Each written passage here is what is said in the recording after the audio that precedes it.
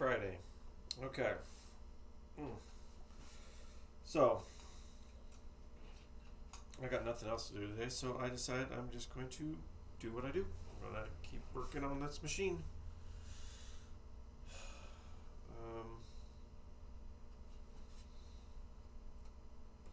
What goes in here? I don't know. It's a coin door. What is that? Got parts cleaned today, or that we took apart yesterday. They're cleaned. We're going to put those back in. Figure out if I can figure out what that is. Lucky little book.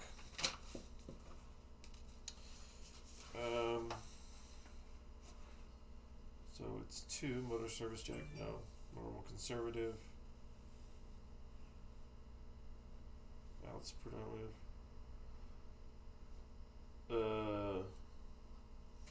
I don't know. So there's extra innings. Grand Slam score adjustment. Normal conservative.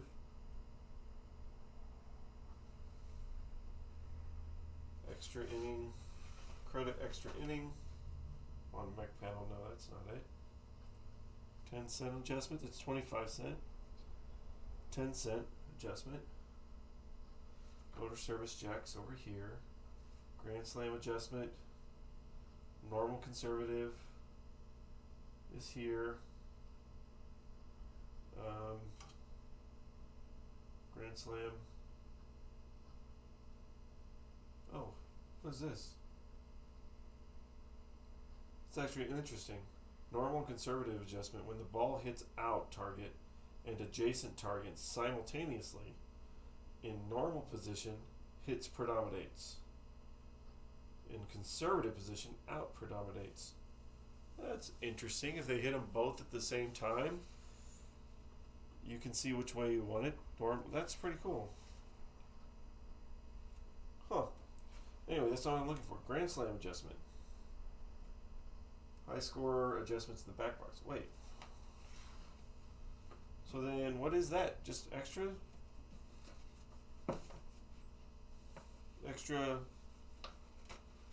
jack that I'm not paying attention to? What is our tilt connected to? Our tilt's connected. I don't know. Maybe that's just an extra jack for like something else. Hi. Good morning. I'm sorry I don't know your name, but do you remember when I said I thought you looked familiar? Yes, my name's Daniel, but I do remember what you said when I thought you... Yeah, I remember that. What's up?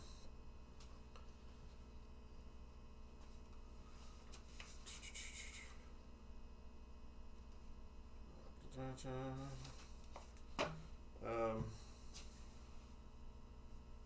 see. I need to get my pieces. Don't leave me hanging, man. What's up? I know you said thought it looked familiar. Yeah.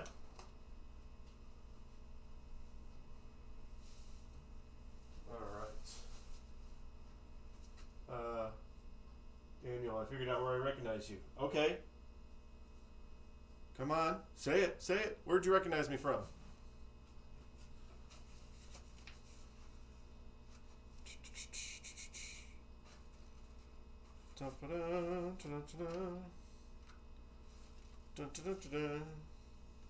Inning out.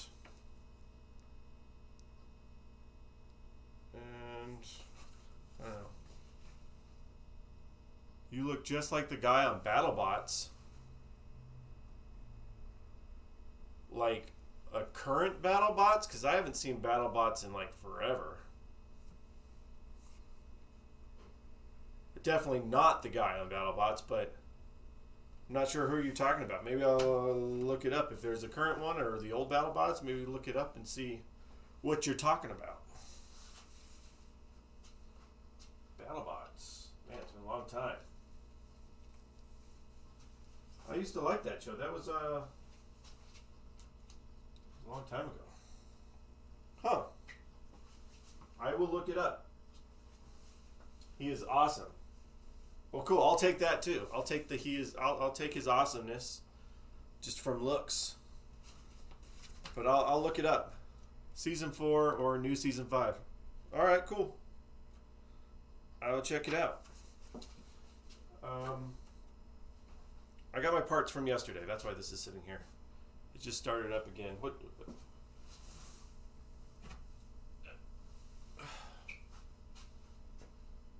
You are as well. Thank you. Cool. All right. So yesterday we took apart. Appreciate that. Took apart all this stuff in the back because it was just grungy with grunge, and we got it over here. Let's see. Brent's cleaned it up for me. Ooh, don't do that. I'm setting it on the glass and now it's scraping. Alright, so we got all these metal pieces back. So we're going to put all this stuff back on. A heck of a lot better than it looked last night. Look at that, this thing is almost shiny again. Instead of the black track it had. Fingerprints are gone on that. I bet this stuff makes an awesome sound when the ball smacks into it. We were discussing it this morning, that when you go to get a home run or whatever, if you go up that ramp, so you have to get the ball up this narrow ramp, and then once it's up here, you still have to hit this target. So that's actually kind of like a hard shot, but ooh, let's do that again. Wait. Almost. Shink. Oh man, that looks so much better. This was the part that was right behind the target. And it's about to be back behind the target. We've got our screws here. And we're going to make, by the end of this, we're going to make this line drive look better than the line drive that was on Pawn Stars.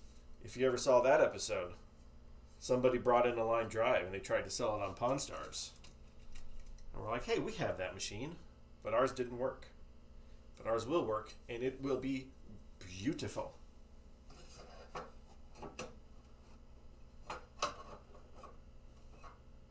Which way does it go? It has to go this way because that's where the screws are. Let's put that up there. This doesn't go backwards or anything, does it? What's up here? What is up behind here? Yeah, there's nothing. You know what I didn't do? What I should be doing is put my towels back down so I don't accidentally drop a screw in the back. Scrapey, scrapey. Okay, I hear you, man.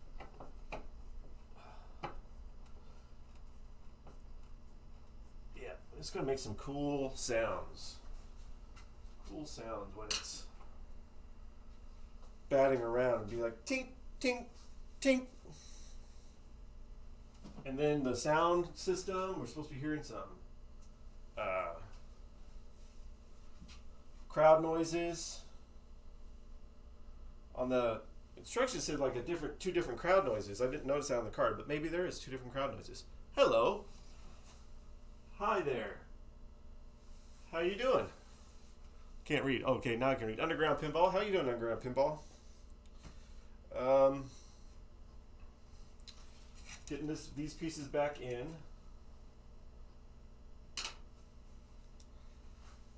Oh, it's going to be so nice. The one thing I need to do, but I did this all day long. This is my day off from work, but I did a lot of graphic design work today for shirts and cups and things like that. But I need to get a graphic design for this guy. Where's the hole? Because we said the backsplash on here is completely wrong. Good, what you working on? We are working on a 1972 line drive, Williams line drive. We are getting it sat in storage for 20 years or so, and we are getting it up to snuff so it can play again, getting all that grime out of there, all that stickiness. Which way was front? It was bowed out to the front. That way's front. Yeah. This is our only pitching bat that we have. So we're, unlike the other machine I worked on, the Mayfair, this is our machine. So we're going all out with this one. We re-chromed the buttons for the pitching and the batting. And we're going to get the all LED. We're going to get our back thing redone. Wait, which way does it go? It goes this way. I'll make sure I put it in the right way. I'm just happy to all the grimes off of this thing. Oh my gosh. It was so dirty. But everything else that was in here was dirty too. So that's nothing new. Come on. I don't want to tighten it all the way yet because I got to line up these other holes if they're not already lined up. But yeah, spending a very cold Friday evening. There is no heating in here because this is our arcade and our shop. We don't have a heater in here. The arcades are the heater when it's normally open. So we don't have an actual heater. So basically, I have to stand here in the cold unless I want to turn on 45 machines and wait for them to heat up the room, which I don't really want to do. I'd rather stand here in the cold and do this. So strange to me why there were so many different variants of pitching bats. Honestly, until I knew that we had this one in storage, this was the owner of our restaurant. He had it in storage. I didn't know anything about pitching bats, but then you look at them, you're like, okay, you pitch it, you bat it. How many different things can you do? But I don't know. Maybe there's some cool. We noticed cool features on here. They are fun, but so many. Yeah. The one thing that we got to check out, because again, haven't turned this on yet with the playfield. It's got the magnet under there, and that's kind of interesting to me that it actually will change the pitch. It'll give you a curveball. I did not expect that. I also did not expect this one to have solid state sound for 1972. It actually has a freaking soundboard in here. So a lot of cool little features with this, not to mention the back box animation. When I was a kid, I really liked it. Yeah. Oh, ooh, I was missing the hole, and now I'm in there. The only thing we didn't decide yet, and I don't think we have to decide it right now, because we can pull this stuff back out again if we wanted to. This thing, the balls land on this right here, and it's just wood. And it's, it's getting worn over time, so we were thinking like maybe put a piece of flat rubber or something on here, if anything, to keep the ball from getting dirty as quickly. But I don't think I have to do that like right away, because obviously I want to test the thing first. I want to get it to play. Getting it to play is a priority. You know what I need? Where's my light? I lost the light. That's okay. I don't need it that much, I guess. I can find where it goes. Oh, there we go. Interesting setup. I like the playfield. I like that you can adjust the power for the bat. Again, I haven't experienced it yet, but that'll be cool when we get that going. What else do I like on there? I like that you can lay the playfield flat on its face and not have to worry about it because there's no pop bumpers or anything to get in the way. So that's a nice thing. There's that. All right, we got our back in. Shink, shink, shink. Wow, surprised by the original price. Just looked it up. Take a guess. The original price of this one? I don't know. $200, $500. I don't know. What's the pricing in 1972? I know that I know the guy on Pawn Stars was trying to get a whole crap load of money for it. Which, come on now. it's a TV show. Obviously, they're going to try and make it seem like it's more than it is. Look at that. Nice and shiny. Ball rolls down this thing, and it was just covered in goo. Goo, goo, goo, goo, goo.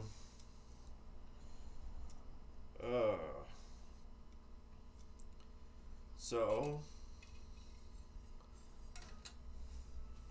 get this part right here. And that's why we have our towel.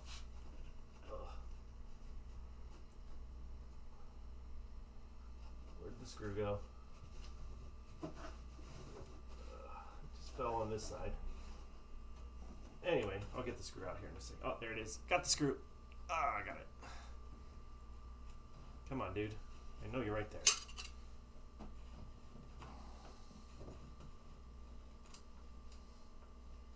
That's why we put the towel down. $625, brand new in 1972?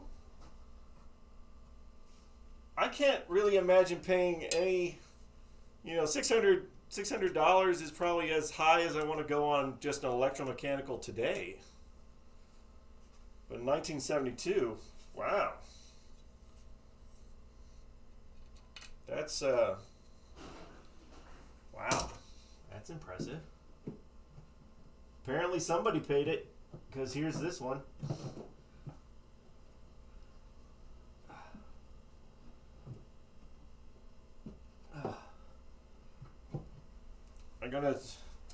So we have this when it's all said and done, the beauty of this one is, because we are in an operating arcade, well, when there's no COVID, oh wow, that was the price for distributors. Wow, oh my gosh, so when this is an operating arcade, so when we're open, finally, one day, after COVID, people will get to play this machine. So we'll have whole generations. We already have generations of kids that have come in here when we started putting pinball, have no idea how to use a pinball machine, let alone using coin doors and stuff on regular arcade games. But this one's going to blow their mind if they don't get too distracted by, oh, this is lame, this is so old. But it'd be nice for them to see something that parents got to play when they were kids, which I think is a lot better anyway. Guarantee 40 years from now, I'm not going to be restoring a Nintendo. Of course, granted, 40 years from now, I'll be like 80 years old, but still.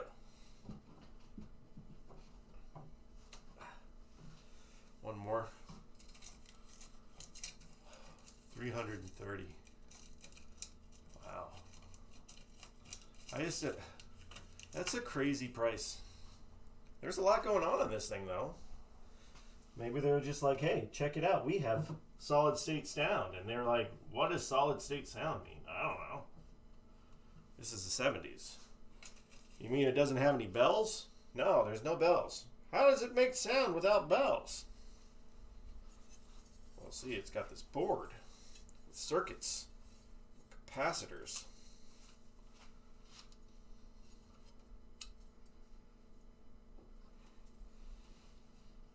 That's just witchcraft. Let me just do this in the most awkward position. It's the most awkward position to be in.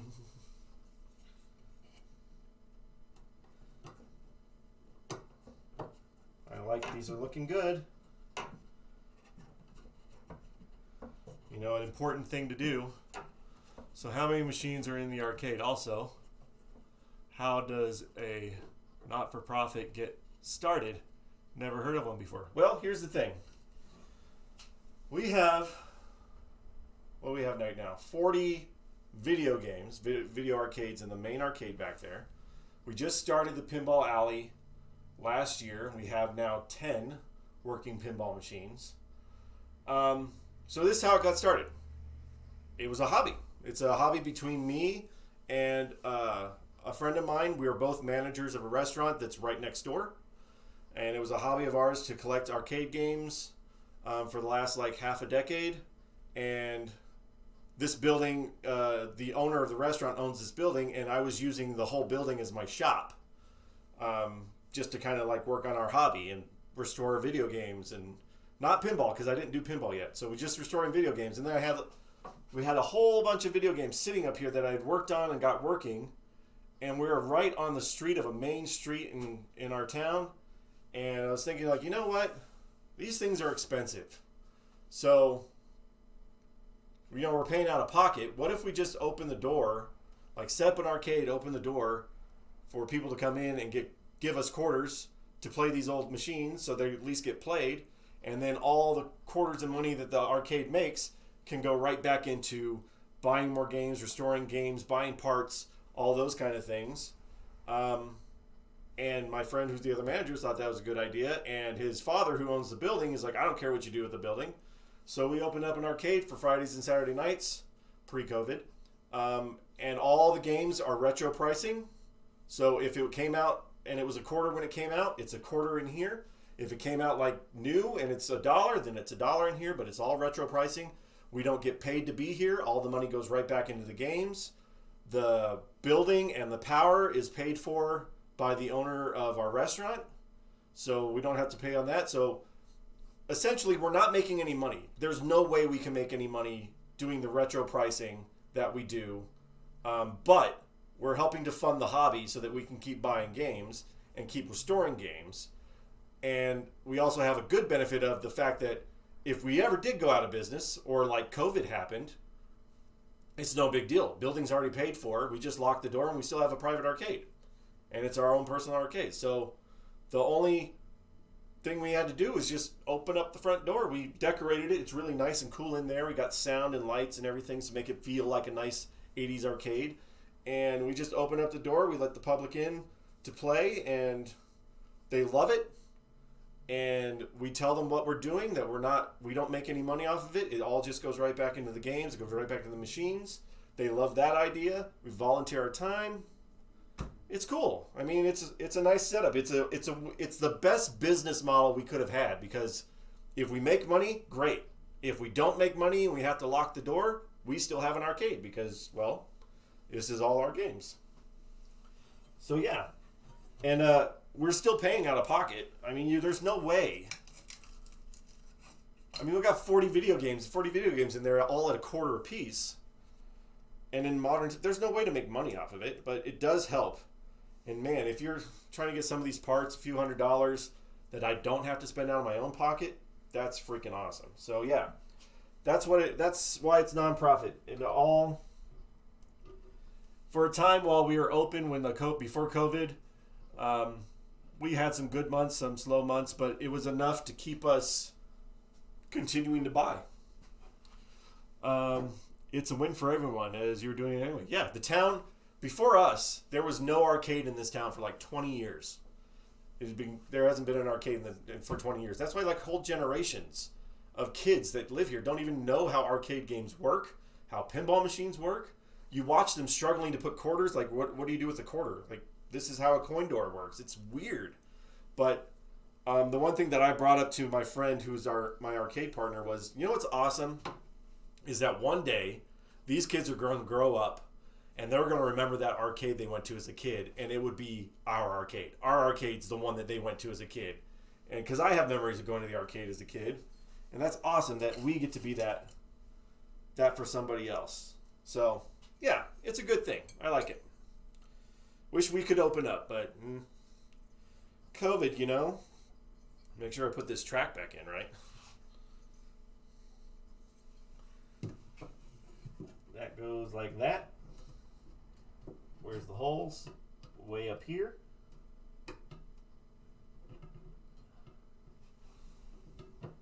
You know what I'm missing? Why does my cup only have this one screw left? I put all the screws in there. Apparently I'm missing a screw. I don't like how that's not even, but it is.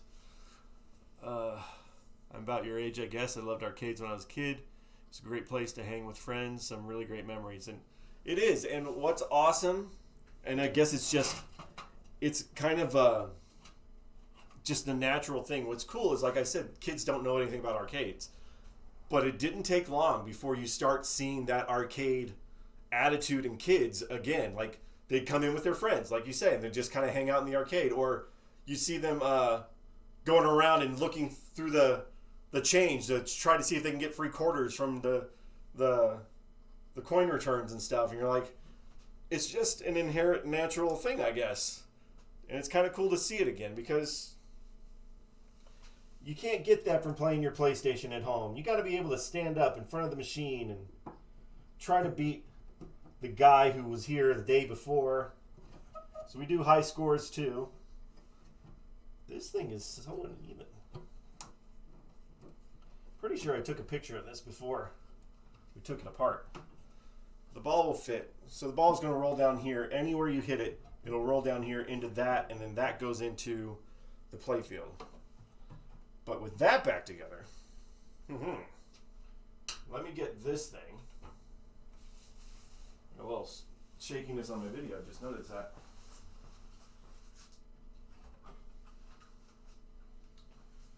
So,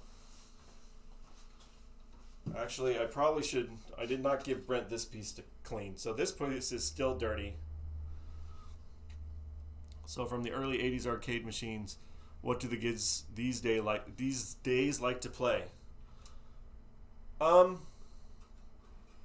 We actually have a few young kids that are really into Dig Dug.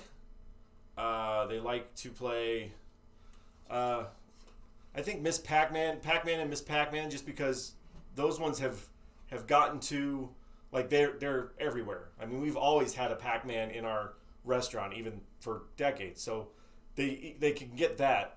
What I like to see, and we've encouraged people, is ask us questions. There's so many unique games that we have that many people may not have heard of from the 80s that I try to encourage people to play. I got a kid to play. We have Kick, or the later version that came out was called Kickman when they redid it. I think it's a great unicycle game with Pac-Man in it.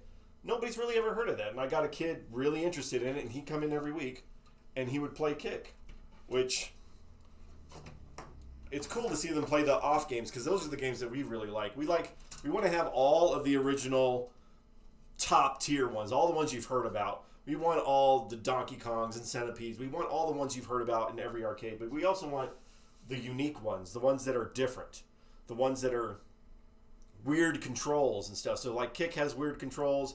We have a War Final Assault that's got weird controls. We like those ones.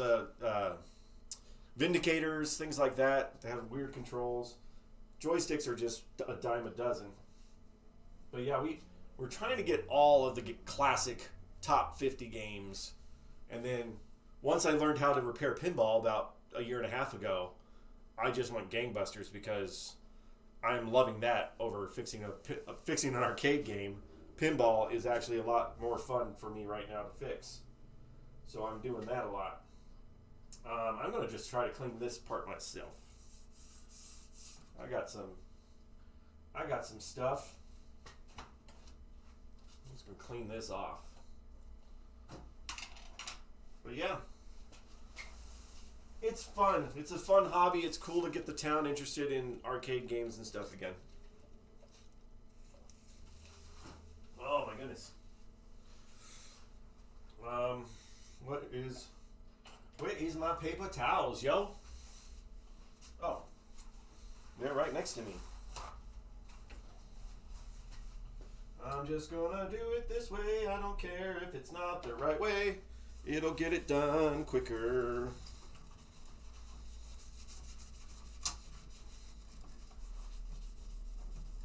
What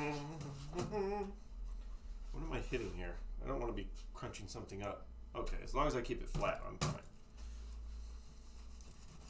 I don't want to take it off. I have to clean it all.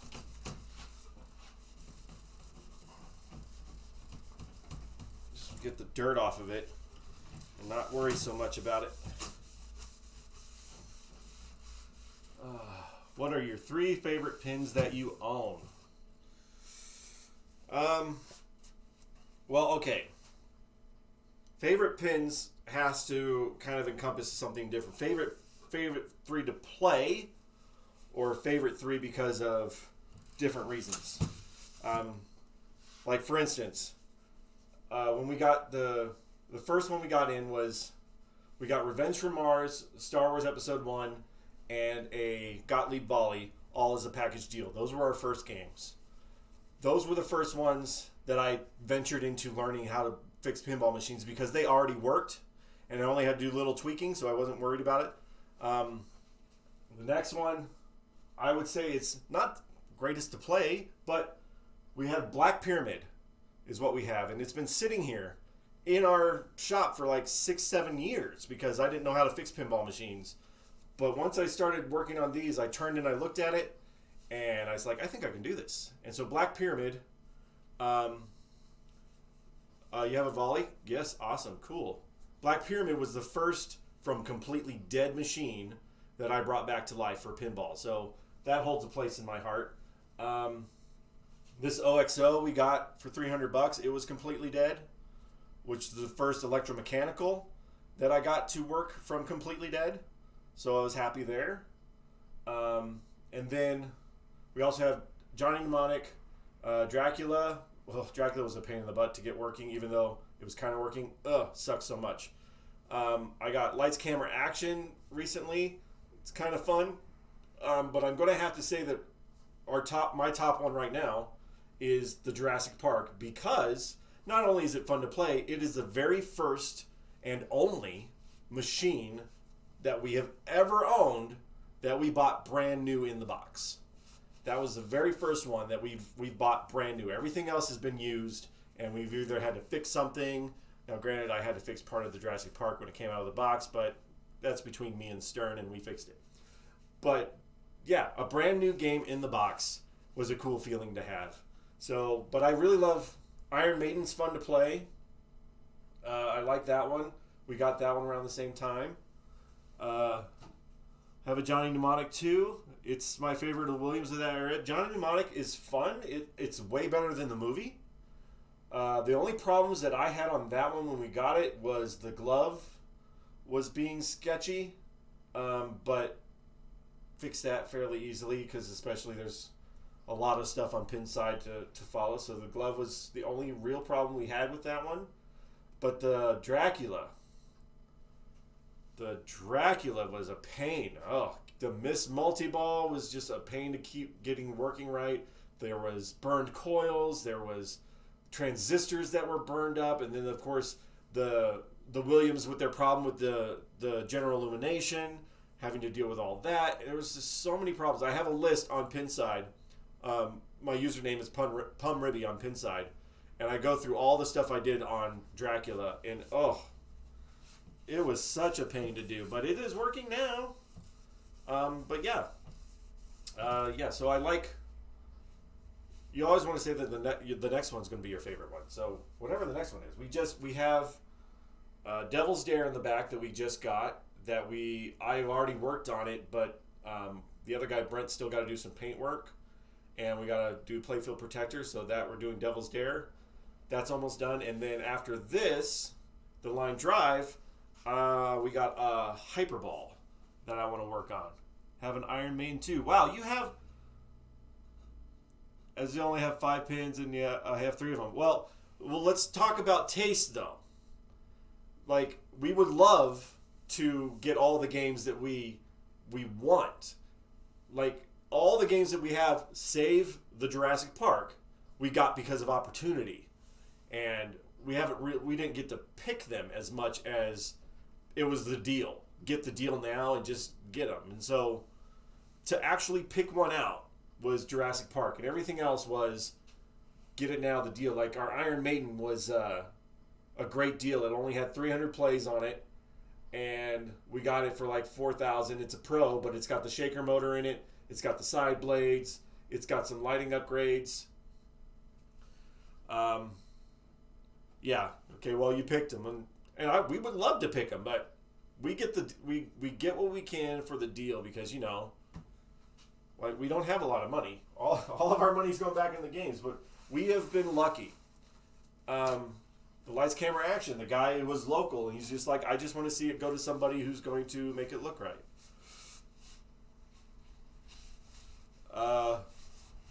Yeah, there was the Iron Maiden. That was the 4,000. My Jurassic Park's the premium, so that was the full price one. But the Iron Maiden was 4,000, which is awesome because it's a great game. I love that Iron Maiden, and we got it a week before the Jurassic Park. So we went from having 0 Stern games to having not only 2 Stern games, but the 2 Keith Elwin ones at the time, because obviously Avengers hadn't come out yet. So, for having a COVID year, because we just got those this year, price on Iron Man, yeah. For having a COVID year, we've done pretty well on getting some stuff.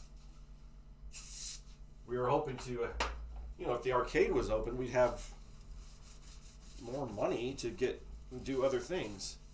We also got a great deal. Our Johnny Mnemonic and our Dracula came as a package deal from one of the other guy's friends. And we got both of them together because he said he was a friend. He just wanted them to go to him. He's like, find out how much they're worth and I'll sell them to you for half. So we got both of them together for $3,500 for the Johnny Mnemonic and the Dracula, which is an amazing deal. What does the public play more, Iron Maiden or Jurassic Park? Don't know. We got Iron Maiden and Jurassic Park during COVID, and we're locked down. We're locked down in New Mexico, so we don't know the answer to that yet. The public has not seen it yet. They haven't seen Lights, Camera, Action yet. We also got a Terminator 2 video game. They haven't seen that yet because we got shut down in March, and yeah, we've had a couple little private parties here and there, but I wouldn't really gauge that as what does the public play. But I think they like the Jurassic Park, the people that have been in here, the couple people, because, dinosaurs. But I like the Iron Maiden. I mean, I love the Jurassic Park, it's mine, but the Iron Maiden, I just like the flow. I just like it. I don't know. It's a good game. Keith Elwin knew what he was doing. All right, so here's this. That is a long lockdown. Dude, New Mexico we have the most strict lockdowns out there. And I've actually seen national news talking about how strict our lockdowns are. Like, yeah, well, we're doing what we can. Luckily for us as a restaurant, we are a very local restaurant, and we've been here for like 47 years, and people love us, and we have a drive-up window. So, is the lockdown working? Is it stopping COVID cases? No. But our restaurant has done really well this year, even though we've only been able to serve people through our drive-up window since March. But we are making a ton of money in the restaurant. The arcade's not. But yeah, I don't think the lockdown's working here at all. They would like to tout that it is, but no. But yeah. I'm on my, this is where I am on COVID. I am in the middle. Doing better than Wisconsin? Maybe. Well, how I feel about COVID is I don't think it's the most scary, panicky thing in the world. Oh my gosh, let's hunker down and hide. But I do think maybe we should take a little caution here and there. But the things we've been doing, no. No, this is stupid on what we've been doing. We're hurting so many people, so many families, so many businesses. And New Mexico our governor this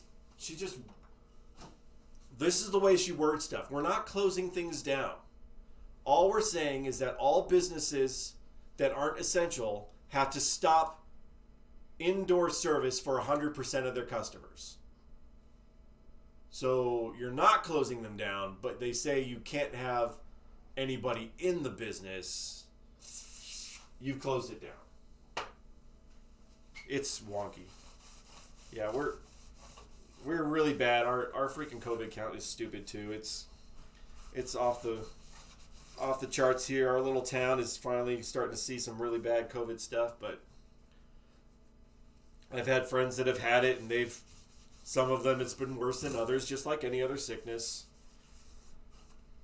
But I just think what the government's doing is just kind of crappy for people. There's a better way that we could have handled this. and still protected ourselves from any disease. All right, I did not get this part at all. This is a main ball track piece. I'm going to try to set. Oh, where can I set it where I don't mess anything up? Like that, maybe? Maybe like that? I gotta get that little piece there. I should have thought of that too. This is like the track that was underneath the, let's zoom that back. There we go. Ta-da! This is like the track that's underneath the play field. So it's just a little bit. Just get the griminess off. What do I want to use? So you stream pinball playing as well? I do. I just started a couple months ago. I'm not that great of a player, so I started streaming because I wanted to learn to become a better player. And then I got somebody wanted me to fix their Mayfair, so I was like, well, maybe I'll stream that because that's what I actually do is fix the machines. But yeah, in between, I'm going to stream playing. So as soon as we're done with this one, we're going to play this when we're done. And then I got some other, we'll play a few of the other games that I have. I've streamed Iron Maiden and Dracula and Revenge from Mars and Lights, Camera, Action. I still want to do Johnny Mnemonic. I still need to see if I can do Episode 1 and then Jurassic Park. But, yeah. The idea is that when I don't have anything to work on in the shop, I'll stream playing. But I do this a lot better than I play. The other guy my friend who's involved with the arcade, he is the player. He's the guy who kicks butt at pinball and everything else. But this is where I find my most joy is fixing them. And then other people get to play them. But I really want to learn to be a better player. Because it's just, man, it feels like, why can't I get the high scores? I try so hard. But what software are you using to stream? I bought all the setup just to stream. So basically I just got the OBS going. 3 cameras on a basic OBS setup. I haven't ventured into some of the other functions and plugins and things because I just wanted to get streaming going. But that's the main thing. It's an OBS, the free OBS, and my cameras and stuff. I got lighting and things when I need it.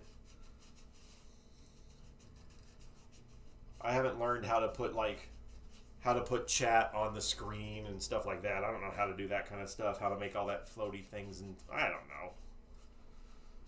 I just wanted to stream stuff, man. Oh. What's going on there? That's some tough cookie.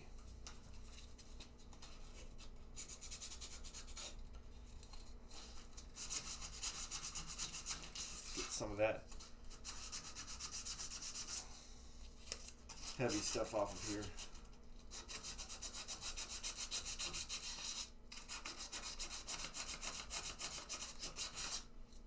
There we go. Hey, Pez. Everything going well for me this week? For the most part. The pinball, or the line drive wise, I think I'm making a nice steady progress with, and business-wise, we've been pretty busy. The other thing about having a lockdown is that we get busier at the restaurant because now nobody can go inside. They just want to pick up pizzas. And we have plenty of pizza. It was a busy, busy, busy week. Yes. Yes. Busy for everybody. Even though we're not supposed to be busy, I guess. We're supposed to be all locked down, but it's still busy for everybody. Okay. I can live with this right here. So I need to figure out. There's a piece, obviously, that goes on top of this, or else balls will be landing on on the switches. But some of this we took apart before we had it. So I've already taken the bulbs out and put the LEDs. So this guy, Jones plug, gets fed back through here. And then I got to figure out how the rest of this stuff goes together, because we took it apart a long time ago before I started repairing it. Get over there. There we go. Get this cord to go through.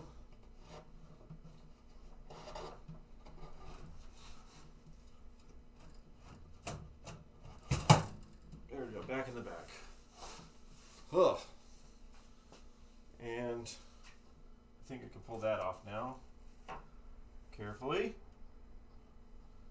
Carefully.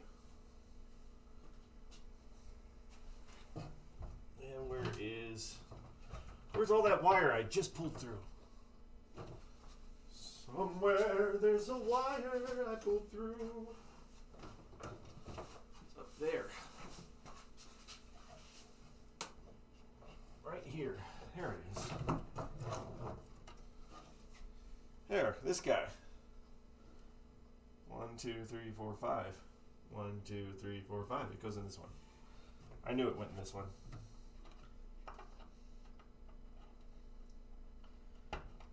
Alright, so that's that. It was nice chatting with you, Daniel. I followed you. I'll check back when you're streaming pinball. Thank you so much, Underground Pinball. Thanks for the follow. That gets me up to 50 followers. Thank you so much. You have a great night. Where am I at now? Okay, so I replaced the coils. We might.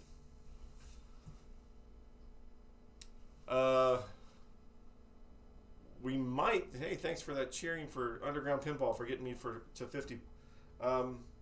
We might be able to put the playfield back on. Maybe? Is that a thing that could happen today? You know what I really, really, really want is my headlamp. There it is. Oh, I felt naked all stream without this thing on my head. I need my headlamp. Let me think for a second where I'm at.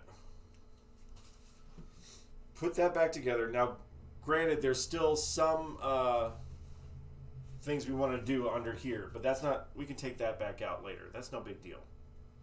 Oh wait, there doesn't need to be anything on top. Wait, there has to be. Oh, I know what goes up there now. Duh. That's this ramp. Where is it at?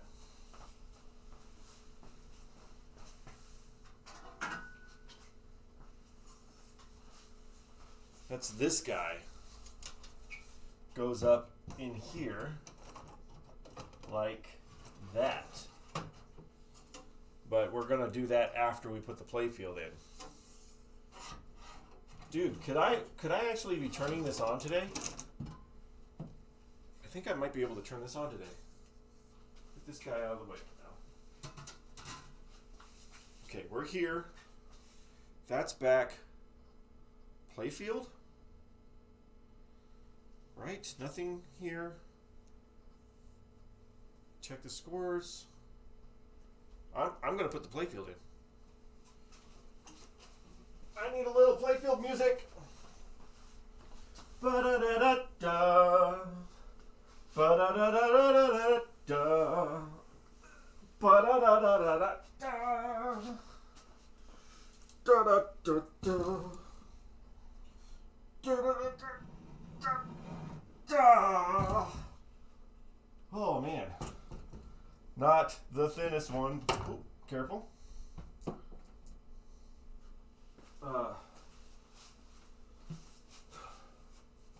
One thing I want to check after we get going with this, I want to maybe take apart the actual motor on the score motor and see if we probably clean that out. I don't know if it's rolling fast enough like it should be.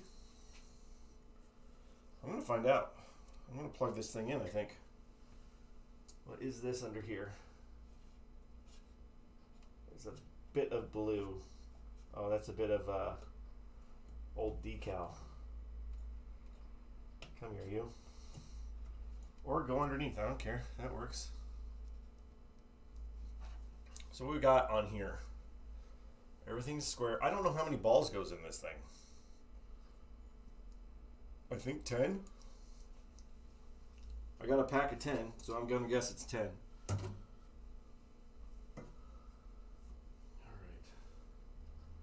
Make sure we plug this thing in right. These Jones plugs have not been plugged in since the beginning of the year. So, because I started taking this game apart before I started working on the OXO, which was a long time ago.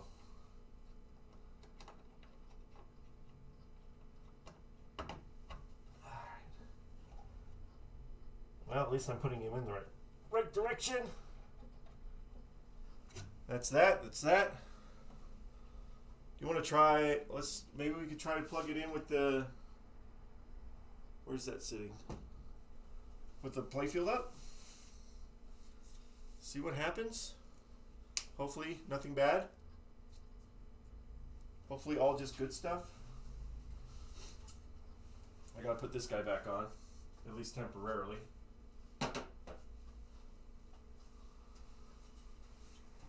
Where's the cord?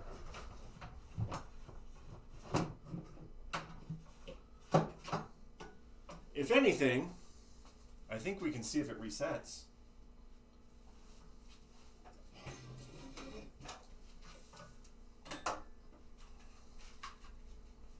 That's off. I'm going to prepare myself. These are new coils. 2 new coils on here.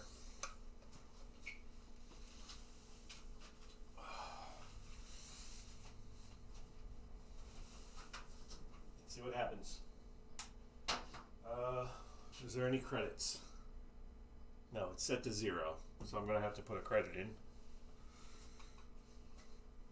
once we turn it on.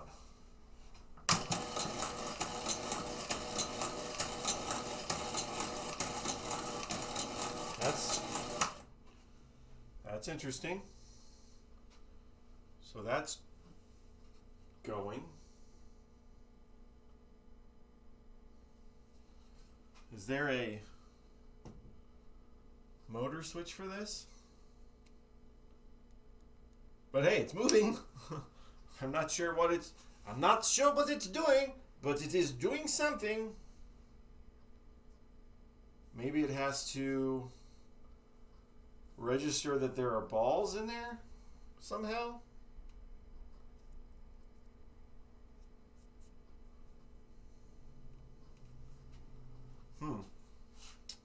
Let me see. Let me just lay it down here. Maybe put a ball in here and see what happens after I lay it down.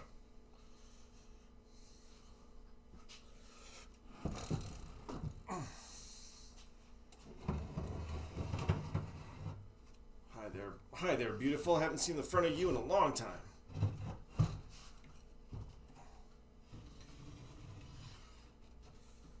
Don't have the bat. Ooh, I did not get that in there yet. I'm going to have to get in there.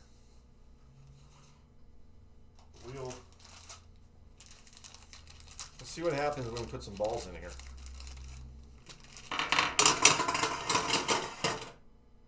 I'm not going to put a lot. I just want to see what happens.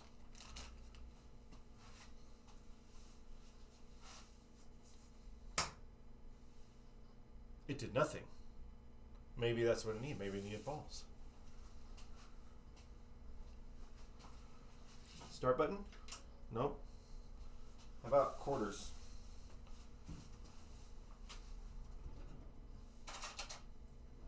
You think I can get this started? Think it's going to go? We have some kind of power, but is it going to go? I gotta clean these mechs.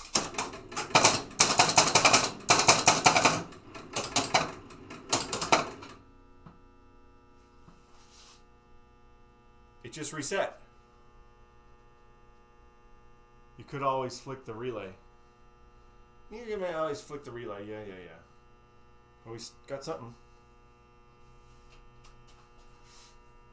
Oh yeah, I don't have the I don't have the control panel with it.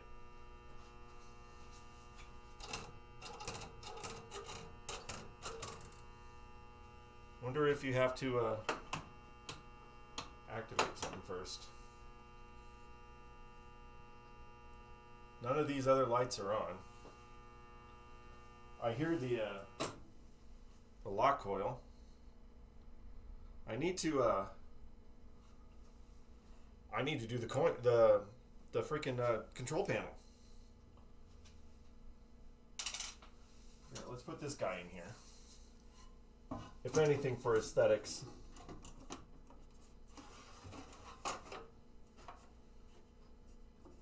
That guy goes like that. And then I'm thinking of checking out a Gottlieb Surf Champ this weekend. Do it! Check it out. Remember, this is going to get redone. This is not what it's supposed to look like. There were baseball cards glued to this thing, but it's still needs something to protect it, though.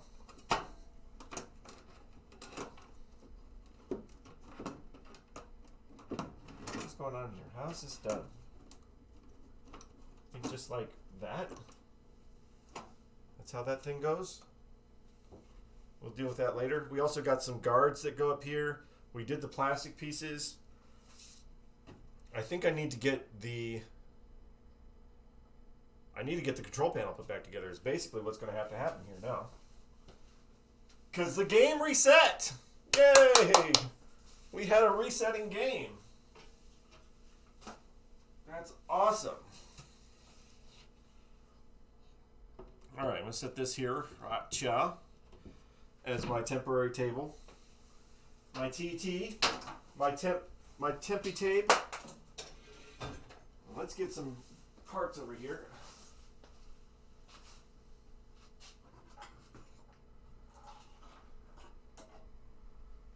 All right, we have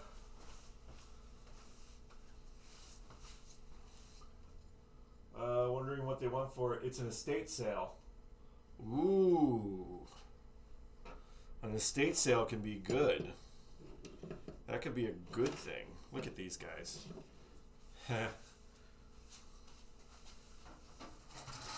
So the next time we test it, obviously, I gotta get this stuff clean first. Boom. Dirty, dirty, dirty, dirty.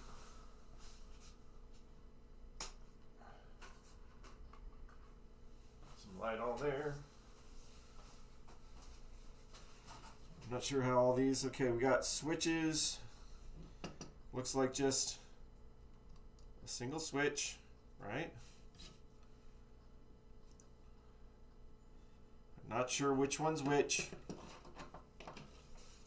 I looked through all the estate sales in Southern California and was surprised to find one with a pin.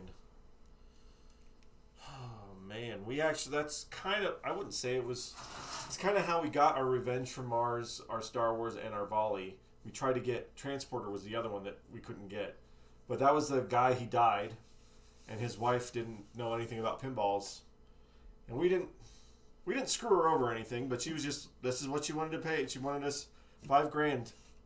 For $5,000, we got the Revenge from Mars, the Star Wars, and the Volley, which we thought was a great deal. And she was just like, as long as it goes to somebody good, I don't care. Well, thank you. It is a fantastic deal. That was we considered it that we got the Volley for free. We always say that we got the two Pinball 2000s for $2,500 and the Volley was free. Just to make me like, yeah, that's what we did. All right, how does this come apart? There is, our good friend, the trusty E-clip on the bottom.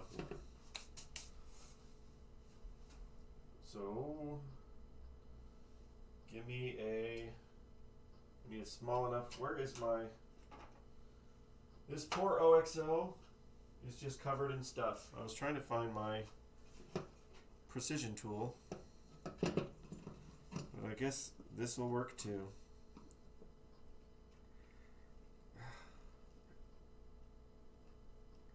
E-clip off. Careful, careful. The spring's gonna pop it out, I think. E-clip. Oh my goodness. I'm not surprised. No, I'm not surprised that just like the rest of the machine, we're gonna have some cleaning to do. Lucy, you have some cleaning to do.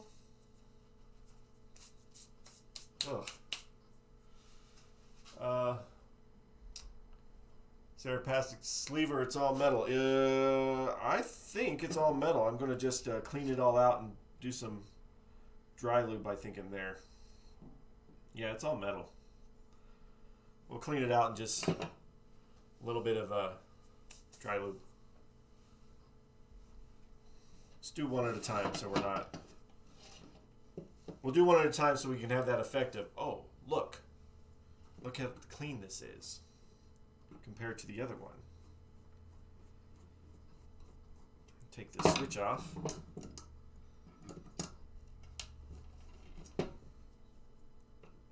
Switch it off, switch it off. Anyways, one at a time so you can reference the other one. Yep, that too. You know, you can always, photograph too. But yes, one at a time for reference.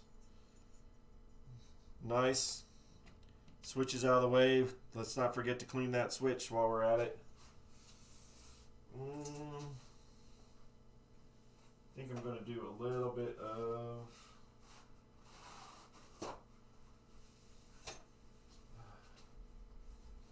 Not that these are complex, yeah. Yeah, what do we got? But yeah, there's nothing to do there. I don't have... Well, let's just shoot with this for right now, and then I'll clean it off with the alcohol. Drop that. Just try to get the ton of the gunk off of it. And we'll get to the alcohol. Where is my open bottle of alcohol? Since I was able to buy 3 of them. There it is. Way over on the desk.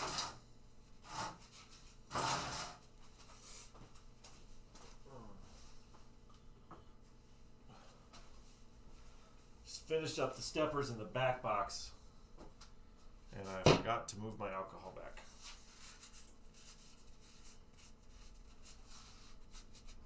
Okay. I'm just trying to get the gunk off of there so it's not complex. Where'd you get all the alcohol and what percentage? Dude, I scored. Okay, so 91% isopropyl, Walmart.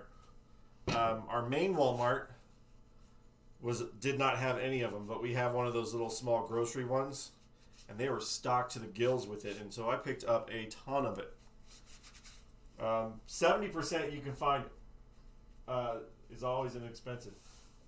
70% you can find anywhere, but the 91%, Walmart. Pre-COVID, like right before COVID, our main Walmart had these for $2.50 a bottle, and they had tons of them. They're now like $3 something for a bottle, which still isn't bad. And it was at our grocery Walmart or small mart, and they had a ton. I was like, I am hooking myself up with these freaking things while they're here. I don't need that. I do need my cup. Yeah, if you have a smaller Walmart nearby, not a main Walmart, I'd check there.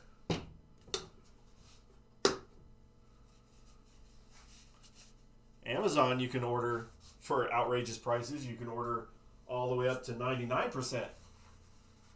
But yeah, you're paying. You can get a gallon of 91%, but I think it was like, oh my gosh, what was it? Like $87, $88 for it.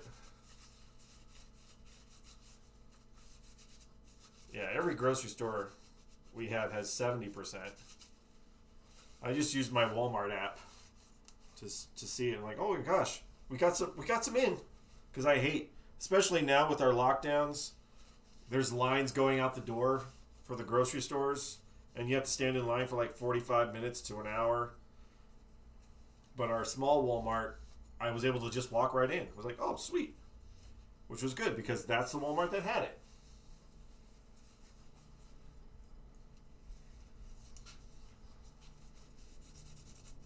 Oh, man. Get that off. Get it off of there, buddy. We don't need to be all covered in grime. Where is my... Did I leave it in here?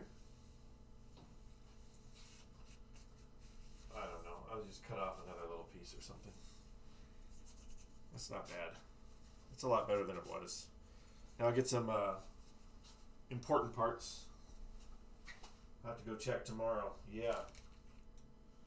Hopefully you don't have the lines like we do, but the small marts. The one place I didn't check, which I thought would be a place that maybe could have an opportunity, was like Walgreens or like a pharmacy, CVS or whatever. I've never checked there, but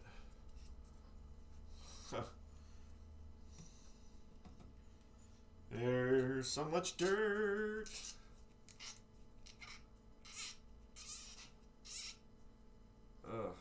Yeah. Yeah. We didn't think this was going to be a clean job. Might have to get up early. Ugh. Yeah. The benefit, though, of getting up early to go to one of these Walmart, because I don't like to go to Walmart normally at all. Getting up early, the people that are kind of slacking off in the day, they're not there. You can get in, get what you need, get out.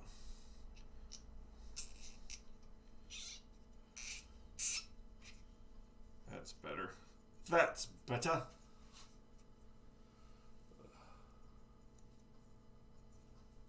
Well, getting up early for an estate sale, I mean, that's normal anyway, but don't miss out on that. There was an estate sale in Albuquerque a few months ago that had a couple pinball machines, but they were kind of crappy with it. You called them and they sold them before. They sold the machines before the estate sale. So I was like, what? Well, what was the point of that?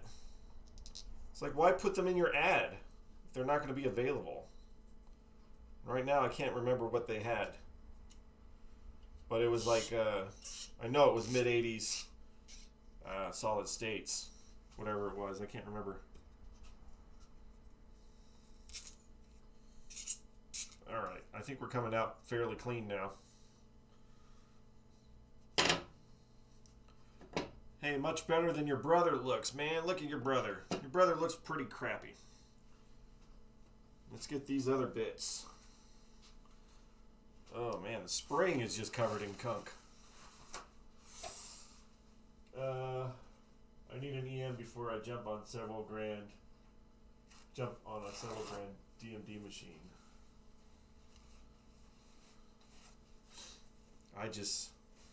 What was it? Yeah, that's the most. What did we pay for? Yeah, we got the deal on the Johnny Mnemonic and the Dracula, $3,500 for both of them together. The Star Wars and Revenge from Mars was the $5,000 together. The Black Pyramid, I think the owner of the pizza mill got for like $200 or something. So that's a solid state there. We have a Star Trek back there that's got a crappy playfield. I need to get a new playfield for it. I think we paid fairly cheap for that. Then we have a few that are not quite pinballs. We have the Hyperball and the Rapid Fire I still got to work on, which Hyperball is the next one I want to work on because that looks cool. I want to work on it because it's interesting, not because it's a great machine. It's just interesting and different. Oh, man. How much dirt is on your spring today? But yeah, the most we paid was the $8,000 for the Jurassic Park.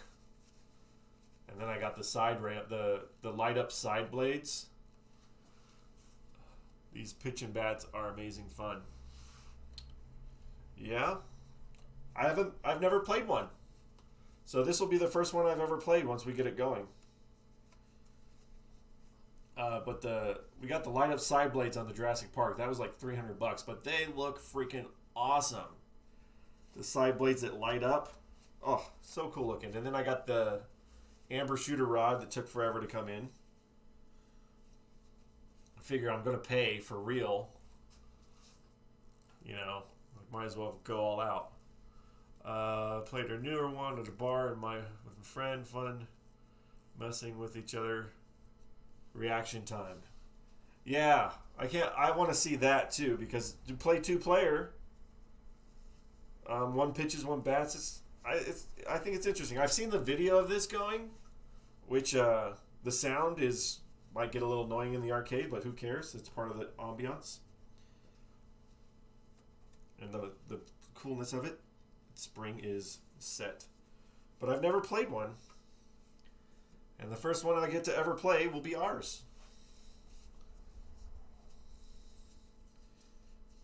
Very interesting. We're getting there. Oh. The dirt did not spare any piece. It said, you know what? I don't care how small a piece you are. I'm going to cover you with dirt and grime. And the fact that it's underneath... all this grime is underneath the control panel. Tells me that the guy who supposedly took care of this before we put it in storage, like set it up, did not bother to clean that. Because this is not dirt from just being in storage.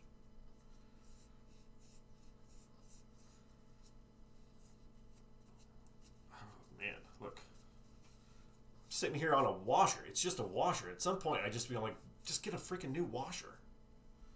No. I'm going to clean this one as much as I can.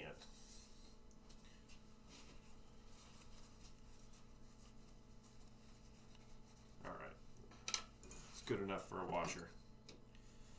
Now, you look horrible.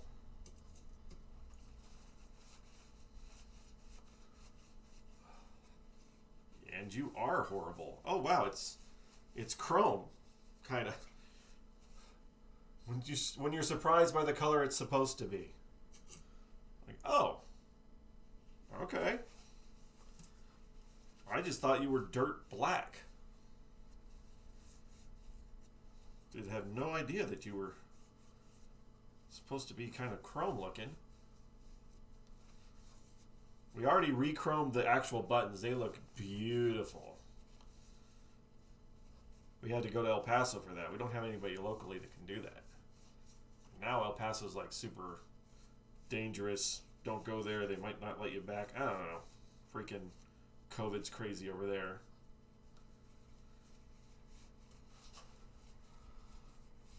This polishing brought to you by Equate. It's just rubbing alcohol. It doesn't matter if it's Equate. It's not like, cheese, or you get some off-brand cheese. You can have off-brand alcohol. If you're going to have off-brand alcohol, Equate. It's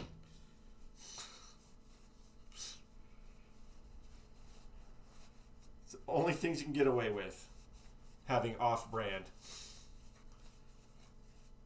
Oh. Well. Look at this guy. This guy likes to say hello. I'm shiny now.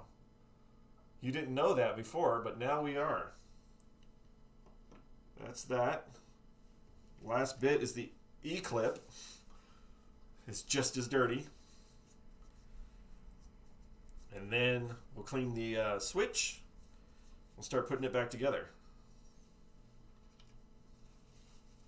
Let's get some of this dirt off of here so we're not transferring it to something else. Garbage. Ugh. Alright. Switch. I think I need to look it up in the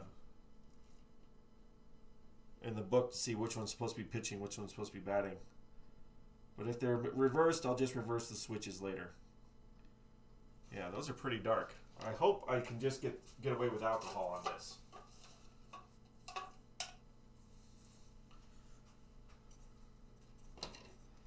Do not want to use anything else.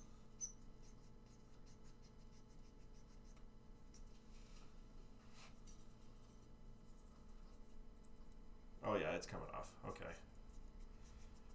No abrasives today. Just the abrasive allure of cardboard. What kind of sandpaper? What grit sandpaper are you using? Cardboard grit? Whatever cardboard grit is. That's better.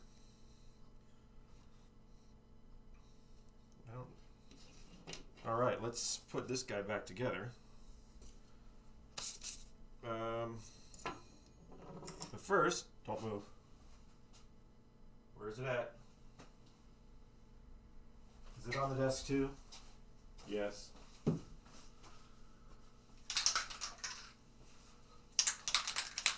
Dry lube. It's dry lube time. And why are we using dry lube? Because I don't think that we should be using lithium in here. That's too sticky. And we want some lubrication that's safe. So dry lube by Blaster. Blaster dry lube. When you know it's metal on metal. Just a little bit. Just enough to get the insides. All right. Switches.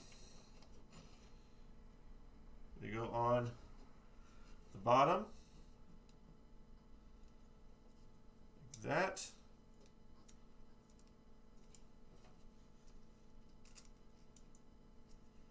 Like that. Oop, don't lose that plunger.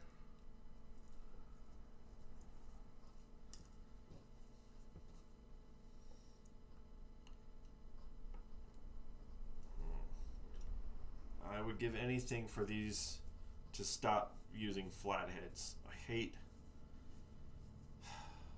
flathead screws. Alright. You stay there. You stay here. Next would be this guy. Right? Oh, no. Because I have to go backwards. So, washer. Hey, it's a good thing we didn't take that one apart. Washer, spring, inside here, and E-clip. I guess I could have waited to put the switches on until after I got the E-clip in. That's okay, it's in.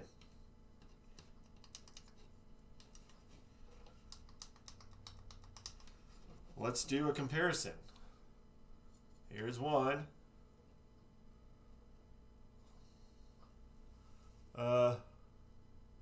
What is the mech that you're cleaning? This is a pitch and bat. So this is the pitching and the batting control panel pieces. That's what I'm cleaning. So yeah. So here's the one and the other one compared to each other. So much difference. Besides the fact this moves nice and smooth and that's all crunchy. Hey, Brett. Hey, Brett. What? Come here, buddy. Come here, little guy. I'm busy working, doing important things. I got your game turned on and it reset, so you can shut up and come over here a You're second. lying. It's not on. So, not now, but look, I did one of them. Mm-hmm. These are the control panel. Nice. About to do the other one. That one's yucky. They were both really yucky. Just wanted you to see how much work I'm putting into it. But I don't get to see what turned on. Well, you can't. It won't do anything. That's what you lured me here with. The idea of What? turned on. Come here. I want to see that. I want to see it. You're not going to see all the lights because all the lights don't come on yet. What? There. That's all I get. That's somehow not as satisfying as I had hoped. Well, you're not as satisfying as I had hoped. Is it bright? Yeah. It's freaking LED. Yeah.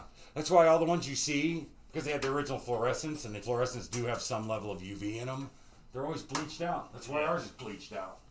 Yeah. I would be happy. I would be happy with that progress. Come on, Brent. Yeah. See? Way to go! Tez is on my side. Good job, buddy. Thanks. I did some cleaning, and I'm proud of myself. Can't wait to see it on, man. I've never worked on an EM pitching bat before.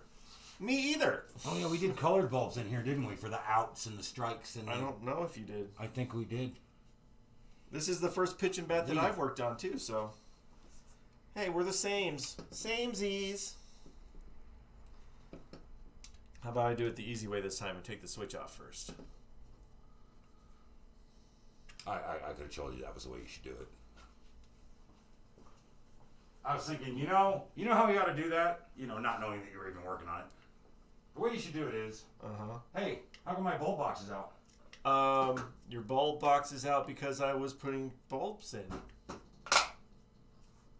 In what? In the thinking down that Oh. score thing. But I didn't know what you were using, so I put cool lights in. Was that what you were going to use, or were you going to use warm lights? I don't remember. Either way, you can switch them out if that wasn't what When you just turned it on, I swear These were those warms. were warm, but These were cool. the score reels are cool. Yeah, that's these right. were warm, but you're the ones that put the lights in. I think it's all warm whites all the way around. So, you probably put the wrong ones in. Well, then you're going to have to change it later, because... Ugh. We'll see what it looks like. Ugh. Haha, gross. All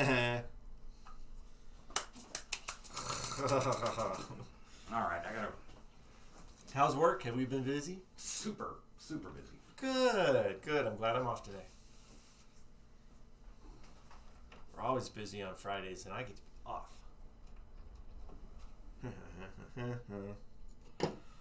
All right. So, get this guy back together, or get it cleaned off. Where is my... There they are. Paper towels. Before we get into the alcohol, we're going to take a shot. Hey, thanks for the follow. Brandon 98, just noticed that. I didn't get a notification, but thank you. We're just going to get most of the grime off with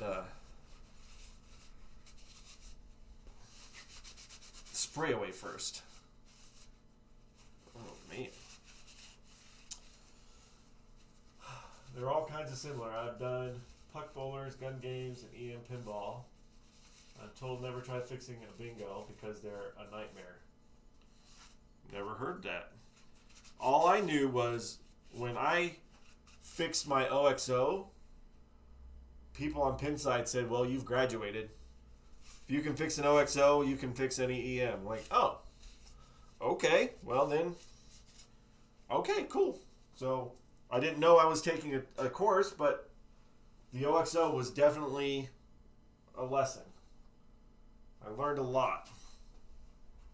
And then we got the Mayfair that we just fixed. And by the way, the guy who owns the Mayfair texted me the other day with a problem.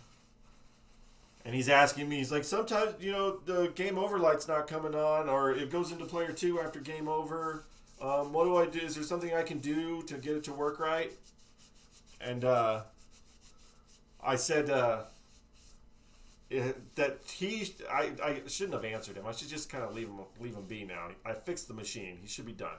But I answered him, and I said, look, it's on a little leaf switch on the reset bank, and they're notoriously sketchy. The more you play the game, the more it's going to relax, the more it's going to work right, it's going to connect the way it's supposed to be. So don't mess with anything. If it gets to the end of the game and it doesn't give you the game over, just shut the game off and turn it back on again. But then I told him, because this is an important thing, that he showed me where the pinball is. It's like, just so you know, temperature changes can adversely affect the pinball machine and how it functions. He has it in a garage, and I doubt his garage is heated. So it's just, I left him with that. Like, look, man, it's electromechanical. It's going to work. Eventually, if you keep playing it, it'll keep working. It'll work itself out, and we can stop with the contacting me every time that there's a problem. Because, like I said, I didn't make any money off that thing. I got basically less than minimum wage to work on his machine, so I'm done with that. I don't want to hear about that Mayfair ever again. If a Mayfair comes along that we can buy, I don't know. It looked cool, but it was not very fun to play. I don't like the flippers, how far apart they were. And how, not just far apart, how small they were, too. Oh, man. This one is a little bit more rough. Where is my stepper for ball unit? Stepper for ball unit, game over light should be linked to that. No, the game over light is on. There's on the 1960s Gottlieb's. There's a reset bank near the back, and it's on there. It's one of those switches on there, and if it doesn't, it took me forever to just get the thing to work right and the whole reset bank. But if it doesn't just, and it doesn't come down all the way, it's not pushing hard enough on that leaf. But while it was here in the shop, I had it working fine. It worked every single time that I did it. And I think it's when he got home. It's out there in the cold, metal and wood and all that stuff. It's just barely off. But he just needs to keep playing it. I told him that. You just need to keep playing it. It'll work. I did the best I could do for the $500 he gave me to do the whole job, which I didn't get anywhere near as detailed as I'm doing with this in that Mayfair because I did not know I was going to get screwed out of money for that. I shouldn't have taken the job, but I did.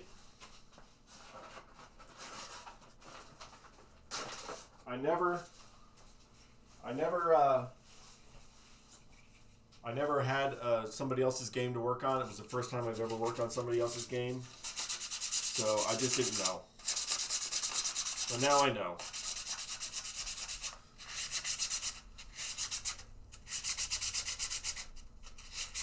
Yeah, that's what I said. What's the one benefit I got out of it, or two? I got knowledge, and I got to help build my channel and share it on a stream. I learned about 1960s Gottlieb's that I never had before. So I did get that out of it. That's the profit that I got out of it. That I got to stream it and learn some stuff, which is what I'm doing here. Because I didn't know a lot of this stuff on the pitch and bat too. This is all new to me. But you gotta start somewhere. It's a lot better. This is not. I mean, we're not turning them back into like some sort of brand new chrome. We're just getting the grime off. All right, did I get enough? Let me do another run through of the center. Make sure I got enough off. Was that the wind? No, it was Antonio. Yeah, the center's pretty good. All right, that guy out of the way. Don't get in all that dirt. Gotta clean that dirt off. This guy running through all my alcohol, but luckily I've got 3 brand new bottles of alcohol that I haven't even gotten into yet.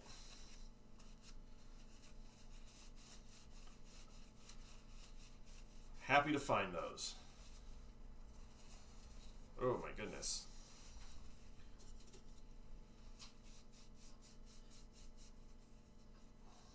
There we go. This one wasn't as dirty as this one was. This post is not as hard to clean.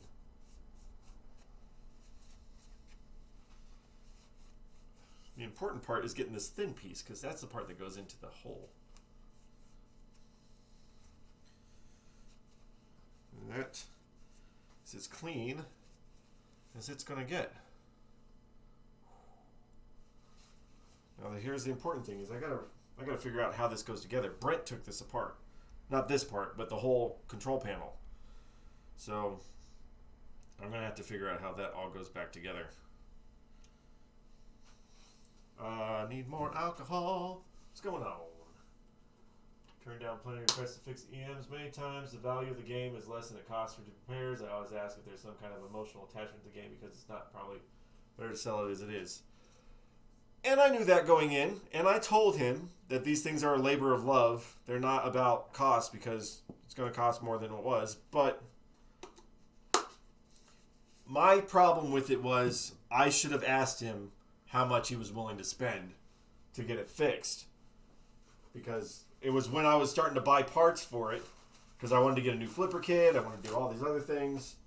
And he's like, oh, so I have like $400 is like my budget for this repair. I'm like, you should have said that before, because I'm not going to be able to get anything done the way that I would like it done for $400. So I gave him a bare bones, because I told him at the beginning, if it's just cleaning because it's been sitting a little while and maybe a couple adjustments, yeah, that's not too bad. But I had to go through and get it to work, because it was starting with just, the score motor was just running and burned coils and so yeah, I learned my lesson on that part of it, but at least I got this out of it. I got the benefit of gaining some knowledge, and my stream benefited, and people watching the stream benefited, so we did get that. It was only after the fact I looked up, how much does it cost on average for a professional person to fix an EM? I'm like, oh man, I'm getting screwed. I really should have thought about this first. But if I have to do it next time, which I'm more than willing to help people because I love to see them work, I'm going to be a little bit more accurate with my pricing.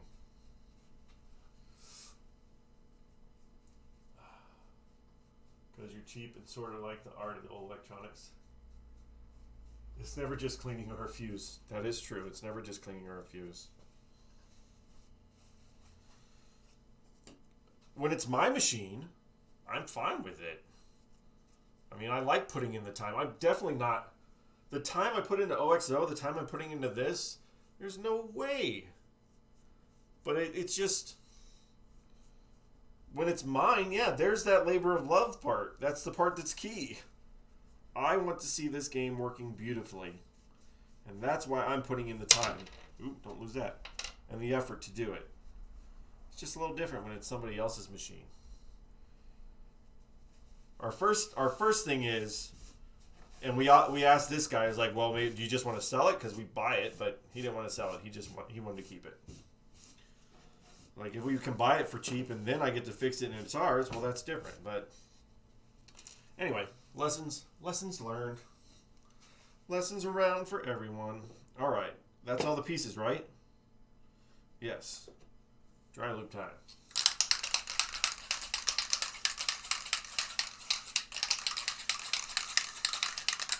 And I don't mind working on the solid states.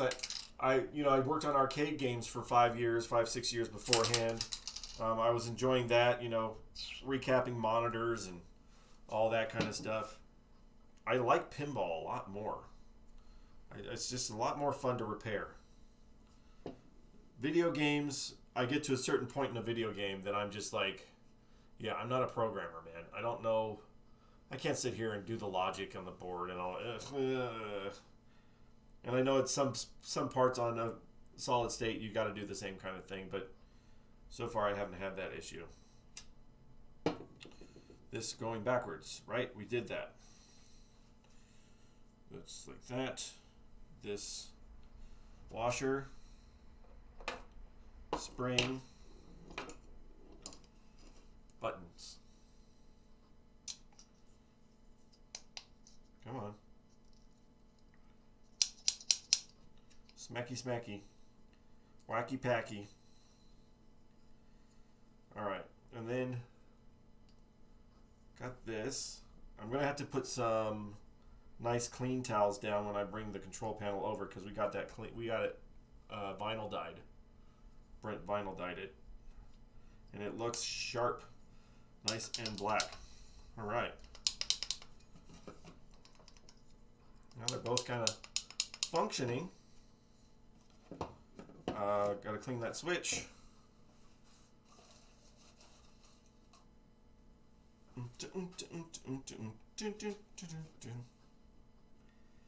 Cardboard. There's nothing like it to clean your switches with.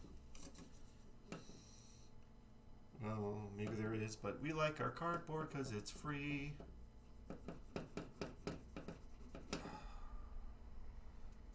There we go. Clean it, clean it, clean it.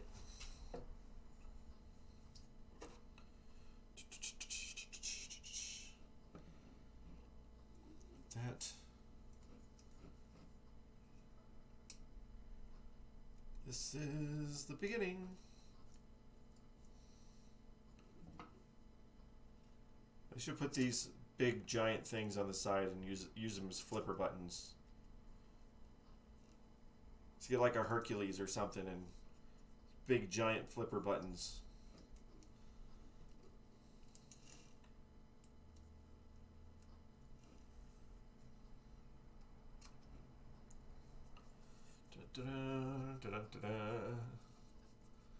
Well, we get to see how completely different this was just a few short minutes ago. Bet they feel a lot better having decades of grime removed.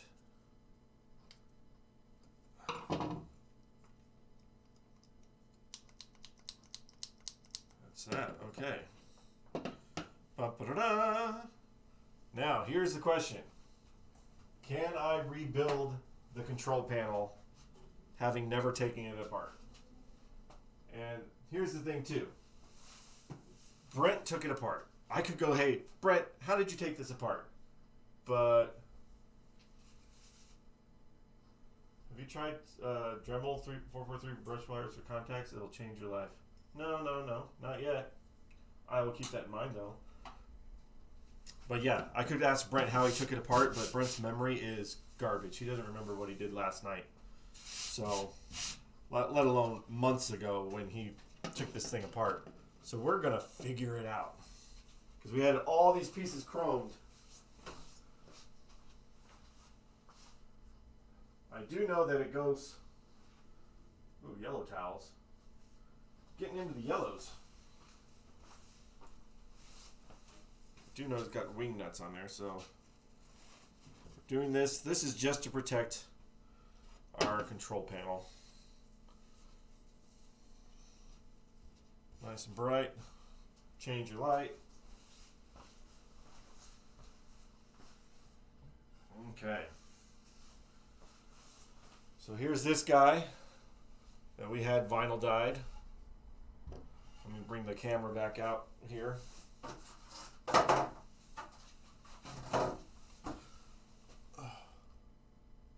It looks all nice. Nice and clean. Okay, so on the bottom is how everything's going to go back on there. We got these holes. I'm going to assume that these holes hold these to on. And then we got, let me get the chromed parts here. And then I'm going to have to probably look at a picture of it on the internet because I don't remember how this goes together. I wasn't around.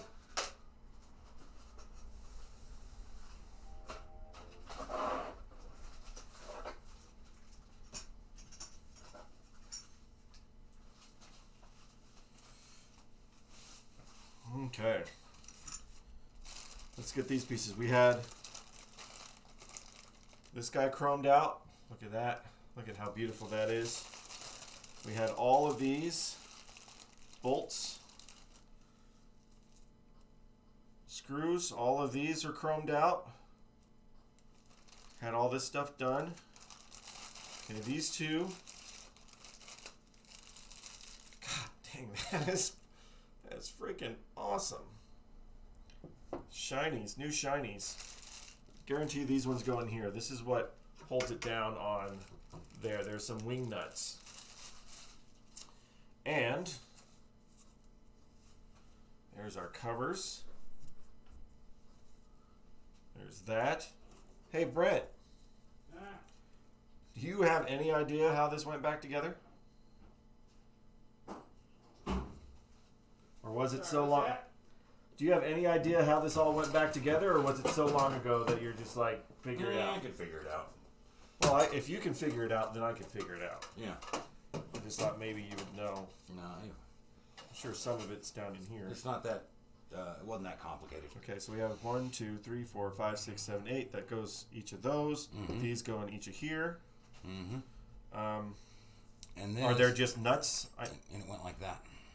Yeah, this part goes underneath here. Mm-hmm. Okay, and then so this just sits in here like that, Mm-hmm. and then you come up from underneath for Yeah. that, Yep, and that's and then the nuts for this.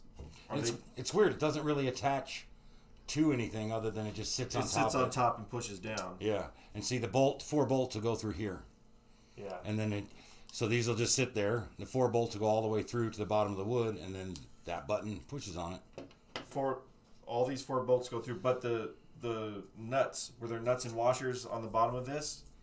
Would they be over there somewhere, or I don't think so. I thought they were all together. did you get all that chromed? Not the nuts, no. Okay, well I'll find them then. They're Yeah. probably over there. Because they did not get chrome, so they stayed here when the rest went to Where'd El you- Paso. This is why I put everything in plastic bags together. Well, they are together. I just didn't take them apart. Brent took it apart. And we got them chromed in El Paso. There's a place that chromes them. They went out of town, then they came back, and Daniel, Yeah. It took like a month. and we for them to moved get stuff done. because we were working on other things. Yeah, we started this thing like in January, and then we started all sorts of crazy stuff. So And then we had Jurassic Park and Iron Maiden, and we had to just like if the end of this is I just got to get the nuts and the washers, Yeah. oh darn. Yeah. It's not a very complex thing, like you said. So let's just get this all. The only thing I don't know yet is which one's the pitch, which one's the bat. But I'm going to guess, just based off of positioning, which one goes where. We'll figure it out. Yeah, the plan was it was going to be on the desk and just shortly go all back together. And then we were like, nope, we're not going to paint it.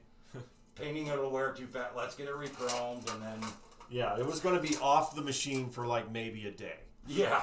And it's been off the machine for like 11 months. Yeah. So it's a little bit of a difference. It But, took 2 months just to get the chrome pieces back. well, yeah. You know you don't have to chew on your mask over here, you know? I'm not chewing on it. Why? I don't know. All right, so let me go over here on the little bucket and get the nuts and washers. Mm-hmm. Because I know they're over here. There they are. See, look at that. That wasn't even hard to find. Sitting here in a little cup. Just a little cup. And I still say we should maybe think about investing in a small chrome plating setup. Maybe not for car bumpers. Well, but, what did you see how much it costs? yeah, I mean, For what size are we talking about? I saw some units big enough to put like a whole control panel in. If you want to start getting up to like $3,000, 2,600.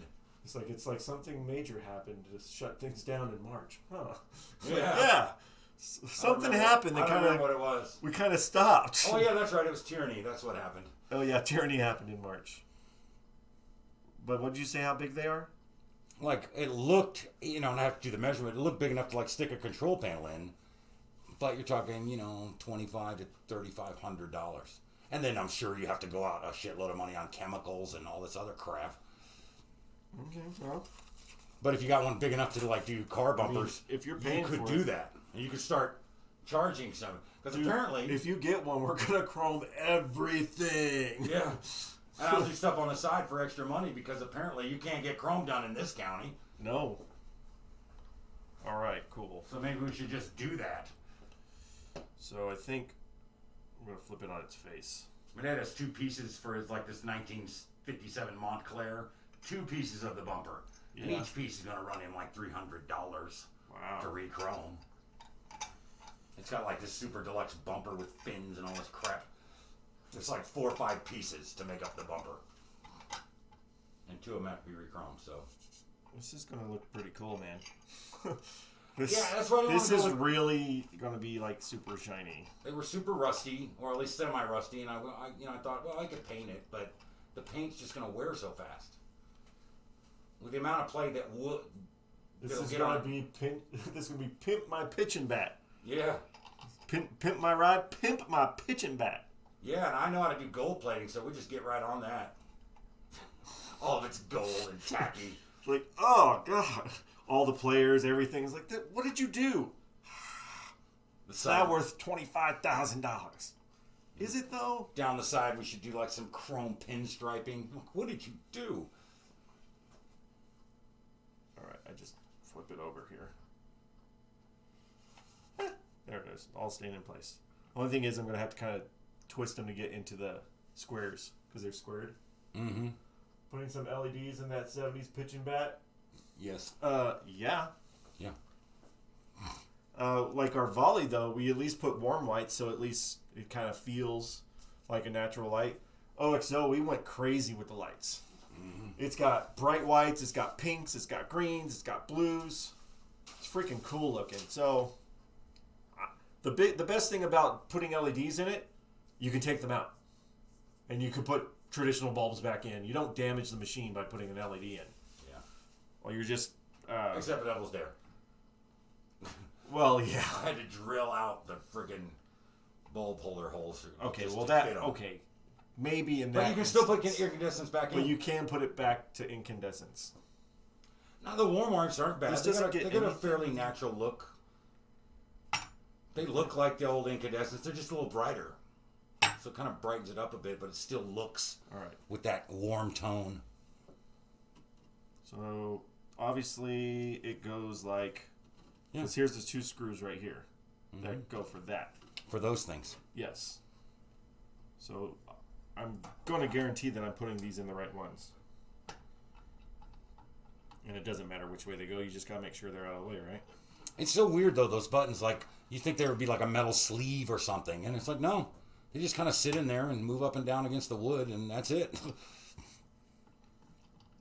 So, just right there.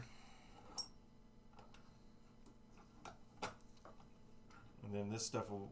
So that one will reach there, and that one will reach over there. Otherwise, because that ain't going to reach, buddy. Oh, I got to turn it. Mm-hmm.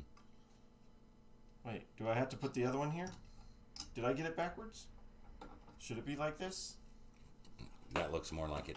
Yeah. I guess I could get them backwards. Alright. There's pressure, obviously. Alright, so I'm just going to get it, have to get it threaded, and then make sure that these screws are the right way. The biggest issue for me is like, I like trying to clean it up, is the white that's worn on the playfield. Because if you can't match that exactly, then don't even touch it. Alright. So we're going to start with this, and then just kind of, I guarantee they're in the right way. Hey! Shut up.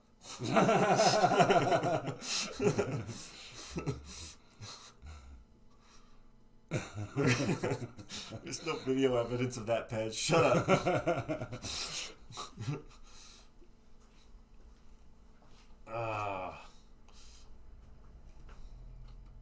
We're getting it, man.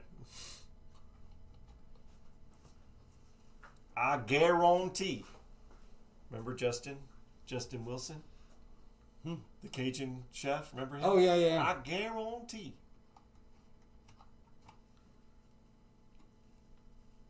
He's the one, you'll like the way I cook. I guarantee it. Or is it, that's a different guy. What the hell? That's a different guy. No. Did you ever watch Justin Wilson? Because he was like he's a Cajun guy, and he would not use any measuring. He just kind of used his hand. Yeah. And he was just, every episode, he'd be like, okay, an ounce of this, an ounce of that. You don't think it's an ounce? He poured it in his hand and then pour it in a measuring cup. See? It's an ounce. Just to prove that he can measure it with the palm of his hand. Yeah. But that's all he did was Cajun cooking. That's weird that I wouldn't have watched that.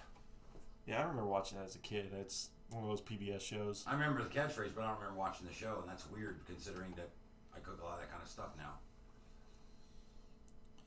Well, maybe it's on YouTube. Maybe.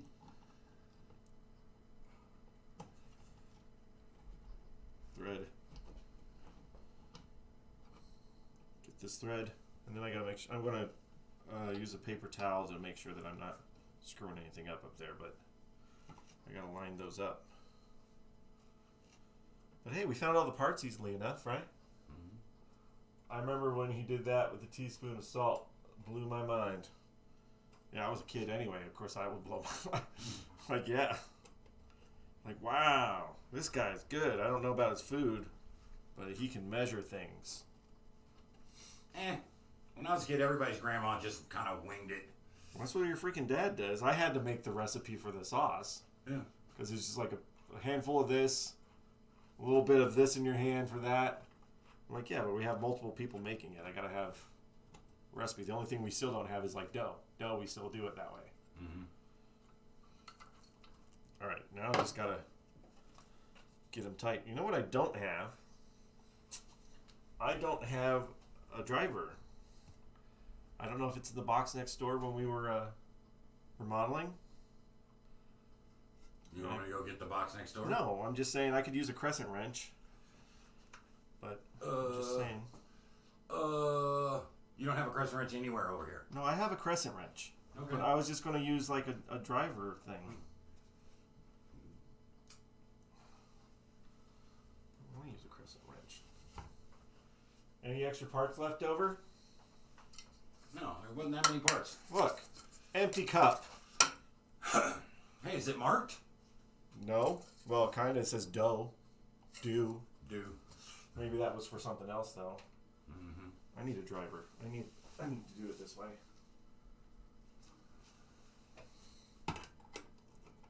So, might be playing this for too long, huh? Shh. Not too long. Jinx it. I just want to see it on.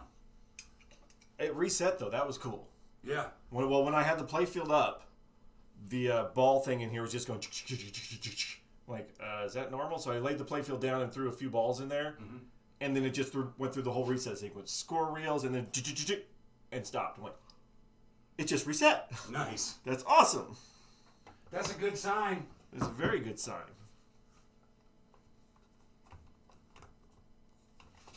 When you don't have the right socket thing that you wanted, just use a screwdriver and the socket.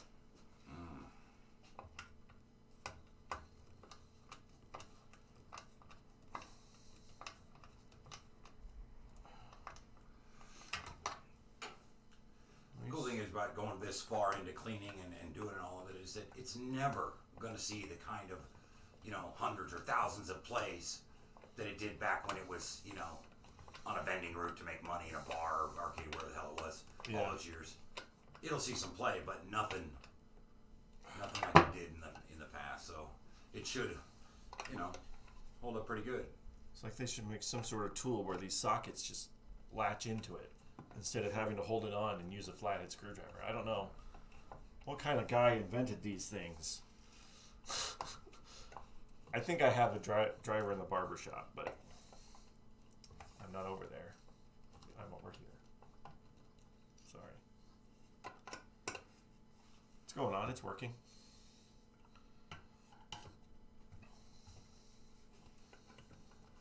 And it's beautiful from the top. I'll be back. I gotta check on. Oh yeah, you're working. Time is it? 7:22. It's not too bad. It's a good project for today. One more side.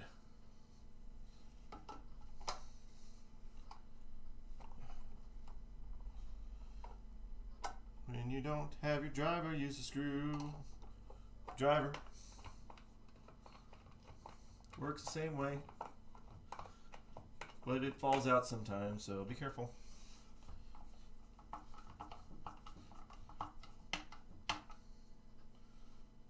Nice. And then this guy. Already, the squares are already where they belong, so we're just driving it down, man. How many controls do you need on this game? Just 2 really big buttons. That's all you need. I know it's a 70s game, but flipping this thing over into this chrome and stuff is a nice 50s vibe, I feel. Especially with the textured control panel. Did I do that one? I did that one.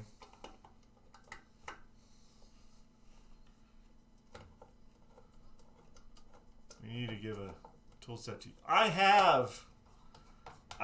Here's the thing. I have plenty. I just, between the restaurant and then my arcade storage next door, they're around, and then I forget I'm going to do this and I don't go get them. I have some, but I appreciate, you know what? Yeah, get me a tool set. I'll take a tool set. No, it's good. Is that it? Is that all 4 of them? All 8? The only other thing is this. Come on. The wires, I guess, go through that way. So I need the screws for this, and then we'll flip it over.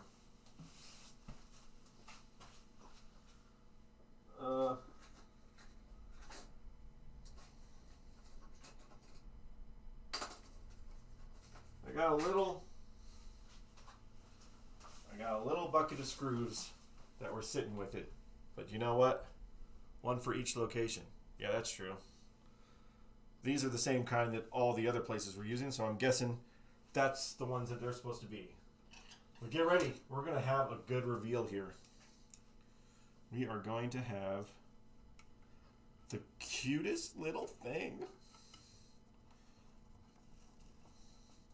This control panel is going to be flying. Oh, man. Mayfair guy, the guy with the Mayfair, is missing out on this kind of work. Because imagine if I could have gone all out on the Mayfair, could have really done some really nice stuff. All right, here we go, guys.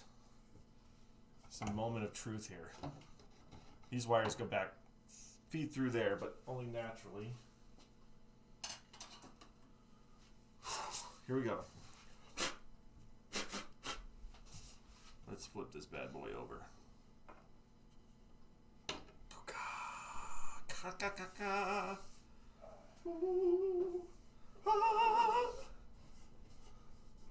Oh, look at that. A brand new control panel. Here's the tool buckets for you. Oh, that's like Not on there. Put it on the floor. Anyway, Control panel. you can fish your. Retails for about $209.95. This control panel. How much was this? How much was the chrome? Redoing those chromes, about $80. $80 for the whole thing? All the little pieces, yeah. So $80 for that, and you vinyl dye. Yeah. And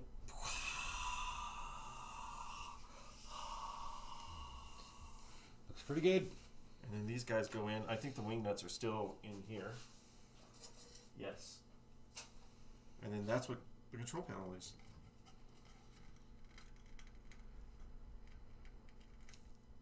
It's Wait, was that a little piece of chrome? What? it's coming off of The wood is chipping off the chrome? That's the weakest ass chrome I've It's ever just seen. on the threads. That's some limp ass chrome you got going on Boy, there. that's tight. Yeah. Was it tight coming out? No, not particularly, but it's a little bit, you know. You probably got a little bit on there. And that one's bent. I get that, but I mean, come on now. No, it shouldn't be that tight. They should just go in. And that one looks bent too. Why didn't you just get some new straight ones? Because they wouldn't be chromed. They wouldn't be original. They're We are- chrome, but they're your original pieces. These are original. Oh, they're threading in. They're that tight, so they don't just slide in. They have to thread in. That's lovely. It's a long screw, I man. know. You're blocking my one camera, but you're good. It's just Am your I? backside. Everybody wants to see that. There you are. My elbow. Brr. Oh, it's ashy. Now you're embarrassed by your elbow? My ashy elbow. You didn't care until I was like, people can see your elbow.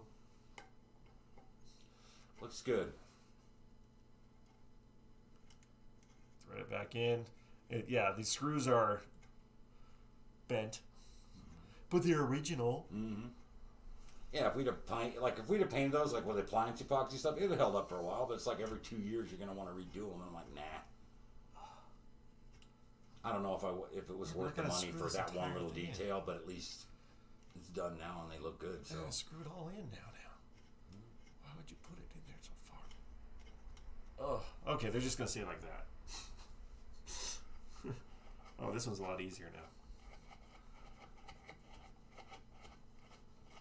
Yay! And then we just plug it in. Oh, I still got to put the bat back on. I took the bat off. What? I had to fix it. You had broken bats, son. Ooh.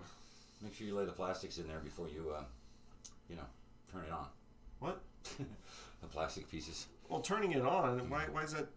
I don't have. It's before I play anything. I don't want the ball flying over there, but you can turn it on without it unless you want to visually see. I want the visual. Okay, well, where are they? Are they on top of the Jolly Joker? Yep. Right back where they were. Do you have the screws for those? Those are over there still? Too? Mm-hmm. With all of it? Mm-hmm. What about those guards? Those guards just go down the in lanes, or? I believe they go right here. See, there's a screw there and there. I believe they go like this. Okay. I didn't take a picture because I'm like, you can look up a picture of a line drive, but... Yeah, but you can't look up a picture of our line drive. No, but we can at least... I didn't worry about it because, it was simple. And we were working on it that week. We were going to have it done in a few days. And then all of a sudden, most of the year went by. Okay.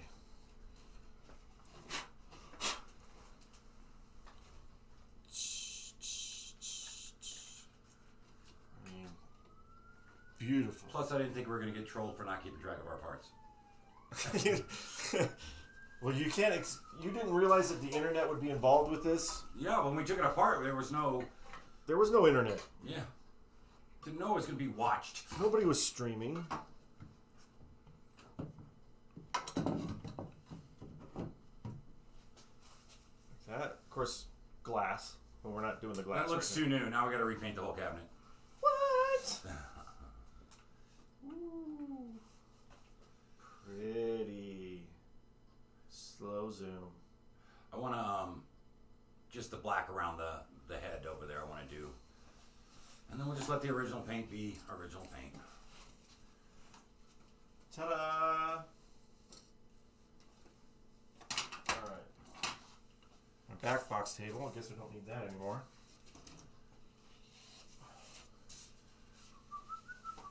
Where's your plastics? Well, You want to set your plastics on there? It doesn't mean we're gonna. I gotta plug them in too. I didn't plug it in. Gotta oh get down snap, where'd the card holders go? You They're took them off. They're right there. Dude, you took them off. I saw you. It's fairly flat. It's flat as I could get it. I did the one 3 times. That's plugged in there. I don't know where they're supposed to sit. Obviously, away from the tilt would be. It works fine, but it's a little unnerving to be baking those plastics. You're worried paint might come Oh, I off. don't like that. Is this one not moving? What happened? Why is that one stuck? Oh. Is one thicker than the other one? Bro.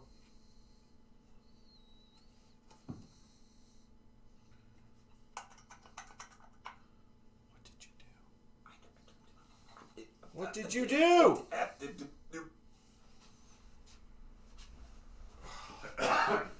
We were so pretty. We were so ready. I guess I should have checked that. That one's working. This one is stuck. Huh. Why is it stuck? Maybe it's just ever so slightly misaligned because it barely kind of fits in there. It has just enough room to move. Yeah? And so... Let me loosen it up and let it go. here.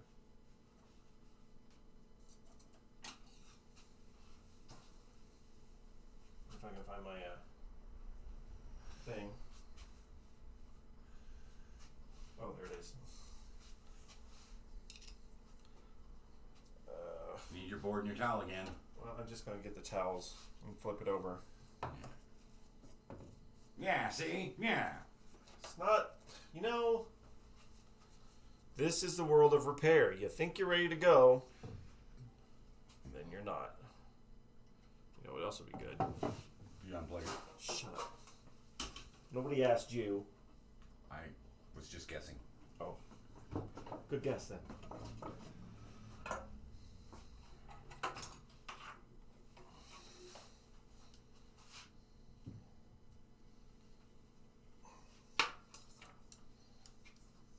Maybe that's just what it is. It's just not lined up right. Loosen that up a little bit. That up a little bit.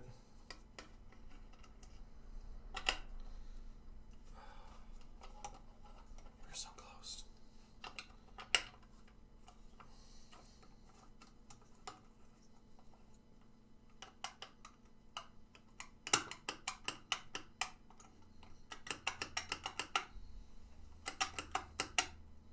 I think that was it. Let's tighten this one back down here. Nope. There's something blocking it.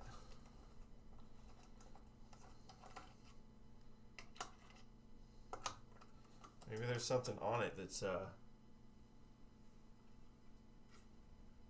this guy's not on all the way. Dang it. Now it is. Not a lot of room, but I mean, it's got to move somehow.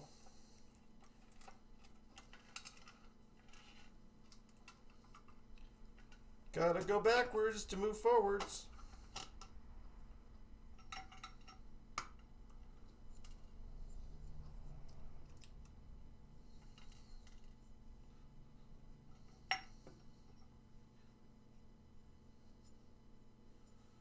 What is going on there? There's nothing to it other than this piece of metal. Is this not sitting in here far enough?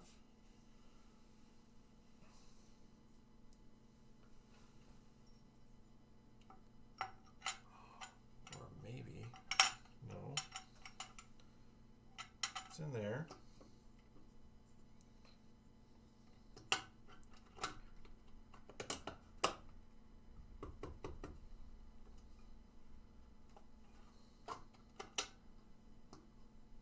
Huh.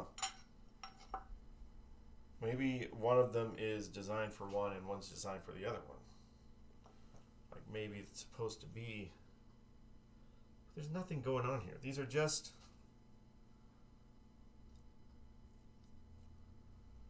simple buttons. It's got this big wad of bit of metal in there. That's it. I mean, there's nothing to it. And yet, here we are.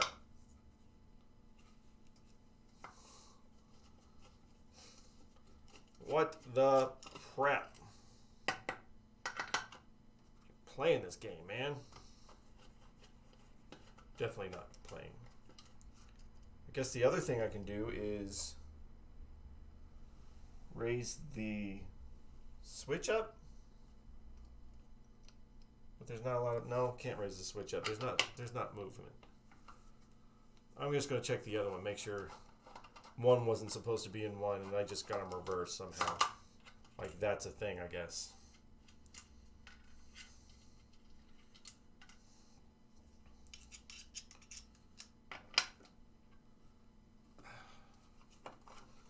Well, you know, it's never as easy as you think it is.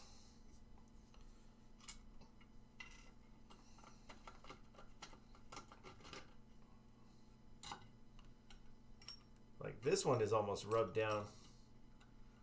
Come here, you. That one's down here. Why is this one so thick?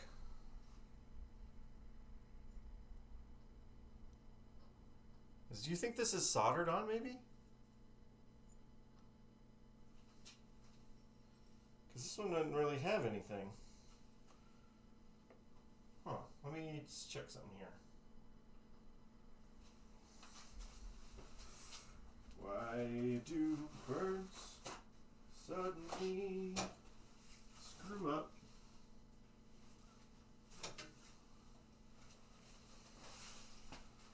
It's this little nub.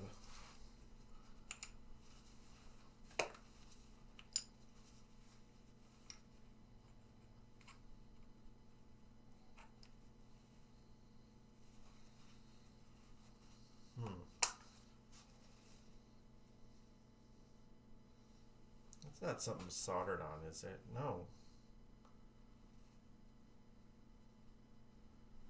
Because if it is, that shouldn't be a... should not be a thing. Do you think maybe somebody soldered this piece? What happens if I put it over the other one? If there's enough room.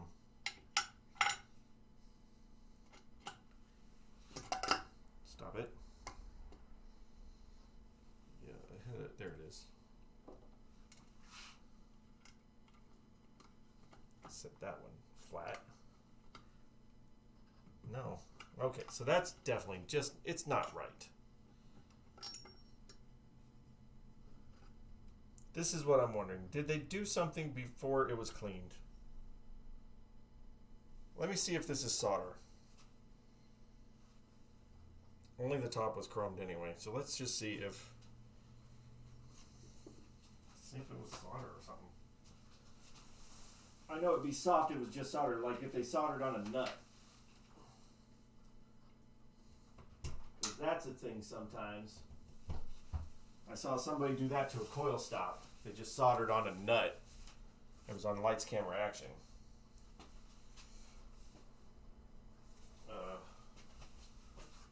Where is it?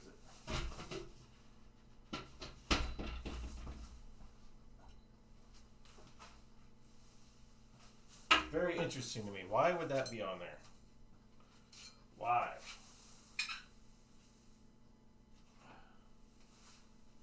I need power. There it is. Let's heat it up. 3-in-1 oil everywhere.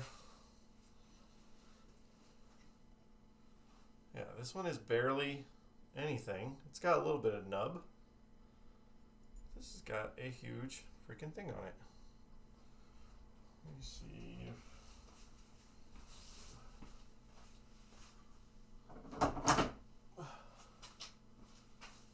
channel.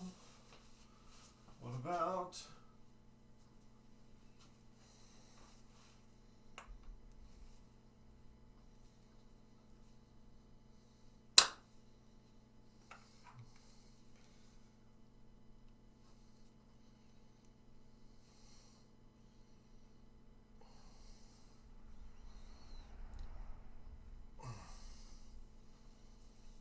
I don't know if that's coming off or if it's something that can come off.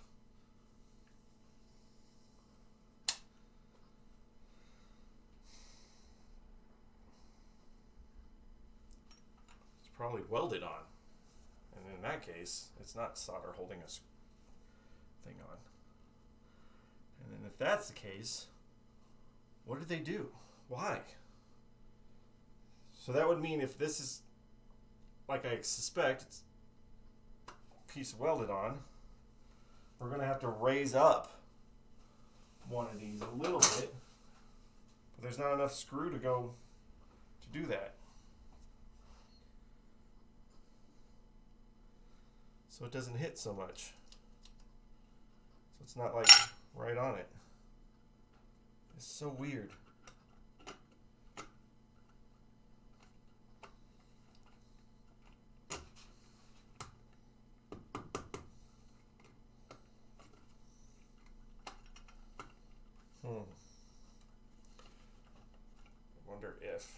I wonder, like, if I get the screw up high enough, then it will work.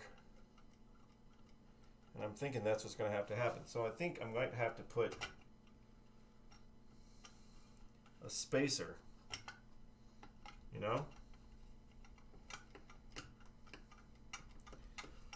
That's what's going to happen. This is a stupid thing. It should not be a thing. It's welded. It's not soldered. It's a nub that's welded on there.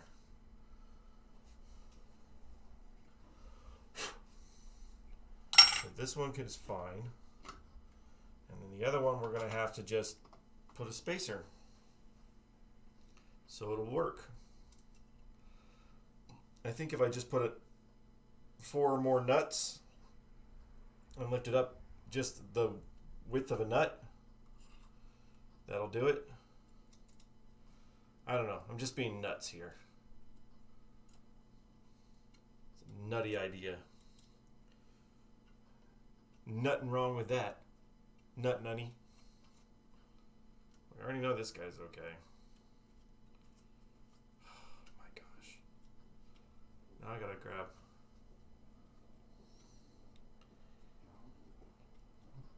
So here's the thing. What? The chrome makes it a little bit bigger. Wait, what's that? Planetary pinball. Parts manuals. Oh, yeah, the parts manual. Okay, I could look at that. But I'm thinking because I think it's welded. This little nub that's welded on there. So what I'm thinking is to put put either washers or another nut below it and raise it up a little bit to give it some space. You know? Oh, was it pressed completely flat against the top piece, and that's why it wasn't moving? Yeah. Oh. So it needs a little bit of the one side needs the one side barely has any thing in there underneath. The other side is just this big huge nub that was like welded on or something. So I'm thinking like just the width of another nut is enough to do it. Because I tried to switch them out and there's like, no, this one's not different than that. I did look at that manual the other day because I had to get, for the back of the bat, I had to get that little rubber piece. Why are you tightening it back on then, if you're going to put the nuts in there? This one. Oh, just the one? Yeah, just the one. This one works. Okay. It's this one. So it's got this big, huge... Huh. I thought The other one doesn't have that? No, it's almost completely flat. That's weird. I was like, maybe it's like soldered on a nut or something on there, but it's not soldered. It's like a little spot welded thing or something. You think they did that to... Of course. It's that slick chrome. Do you think they did that to dip it in the chrome machine? You think they did that? Because I don't remember that. I don't remember that being on there. This nub, but no. I don't remember it being on there. I can't. I tried to pry it off with like some channel locks. Because remember, I dealt with these, sanded them and dealt with them and soaked and did all that, all that stuff to de-rust them, and I don't remember that being on there at all. Well, you don't. But it would have been one on there to do the other piece too then. Huh. That's weird. I don't remember the buttons working. I don't know if they did before we took it apart. Yeah, they moved. Both of them did? Yeah. Well, then that was something, that's got to be something that was added then. Yeah, that's probably the chrome place. Maybe they had one on the other one and they're just like, the other one came off, this one was a bitch, so they just like, fuck it, and throw it back in the... Let them deal with it. Yeah, but what would it be then? What do you mean? What is it that they put on here? They put it on there so that they could hold the thing. I get that, but how did they attach it? Because it's not like, it's not solder or anything. So how's it attached if it's not a piece of welded?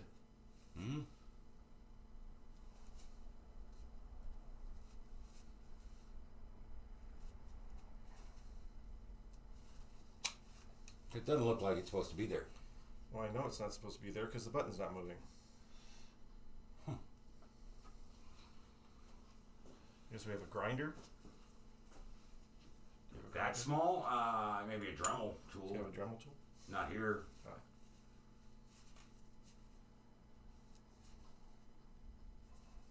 Because I don't remember sanding around that or anything like that. I'm just trying to see if I'm getting anything happening here. And I'm not. And that pin would sit right on top of the pin for the mechanism, and that doesn't seem. Yeah. It's gotta be. It's supposed to be flat. It has to be flat. Yeah.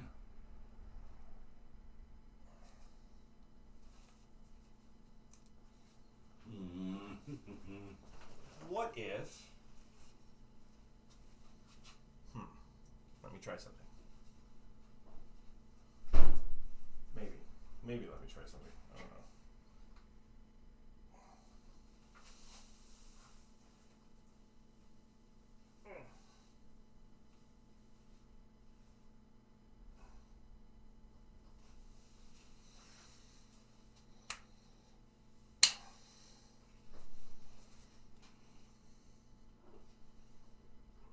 Yeah, it's nothing.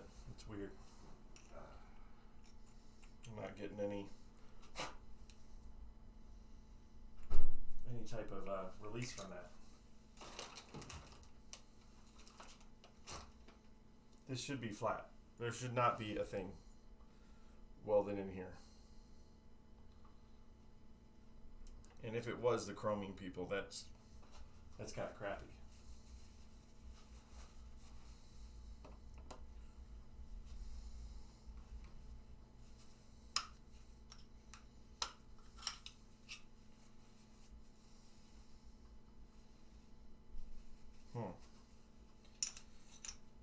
Well, I'm going to have to do what I thought anyway, or else I'm just not going to get anything done with this.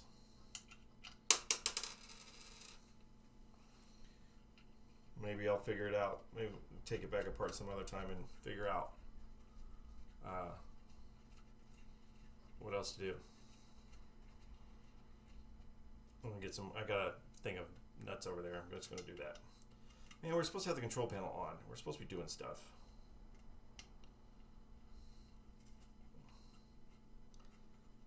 Not supposed to be messing around with freaking nubs. I mean, who messes around with nubs these days? Nubs. Stupid nubs.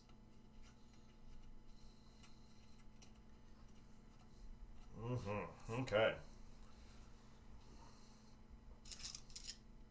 Well, this will be a solution for now anyway. At least we can get it back together.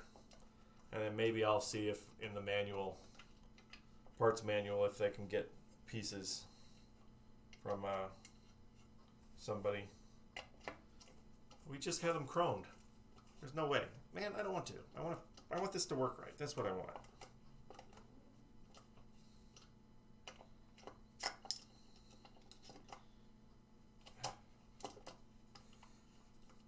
Come on, get on there.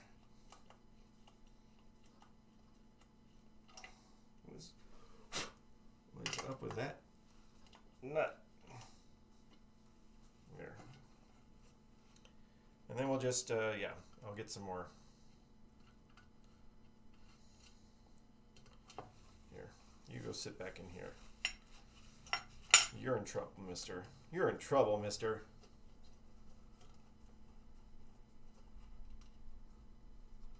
Yeah, but if it has a parts number for the button, does anybody sell the button? And then maybe look up an image of it and see if it has a thing.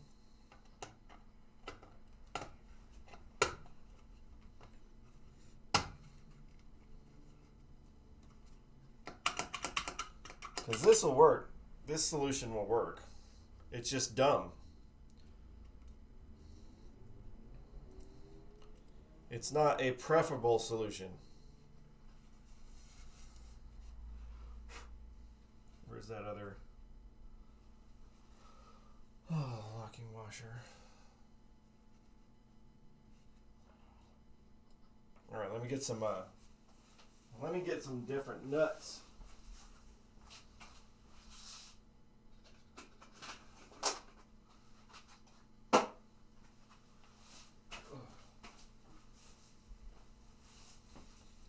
It's just, I don't get it. I don't know if it was the chroming people. How did they think this was supposed to work?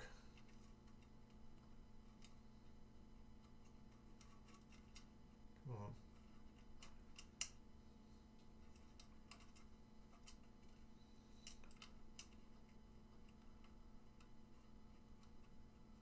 Gotta thread this guy on.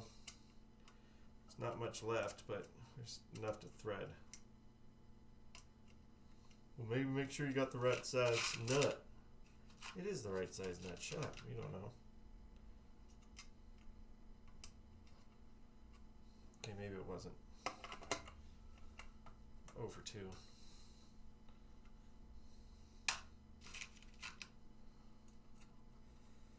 This is an under thing. I mean, from the top, it's going to look the same. It's going to function the same. It's just stupid.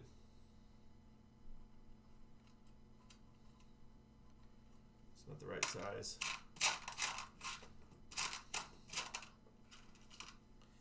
Bigger. Bigger. There we go.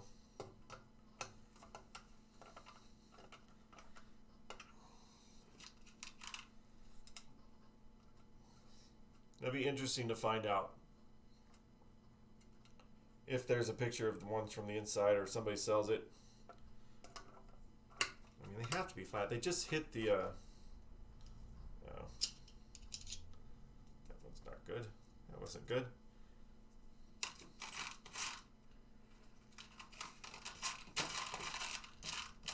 They just do the one thing. I don't know why. There we go.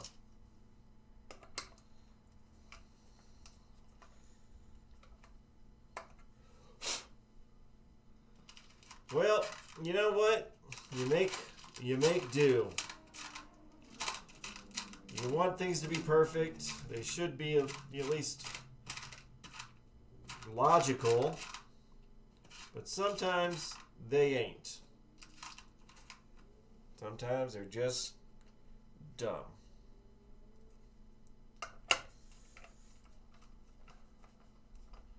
Alright. Get out of the way.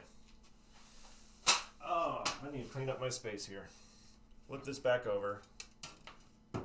Oh, there's that. Got some chroming going on. At least now they both function.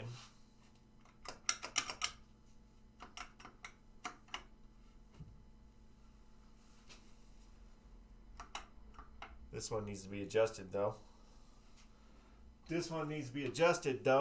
I'm just going to do the one thing you shouldn't do. I'm just going to do it by hand. There we go. All right, well, they sound different, but they work.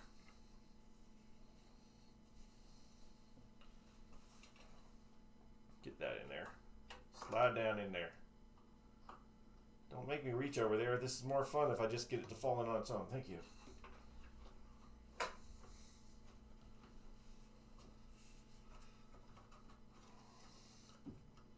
This that way. Then this goes this way. There. Weird.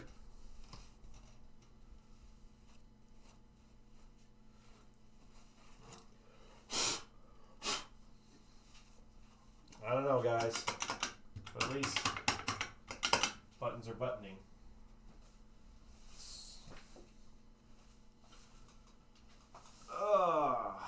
Alright.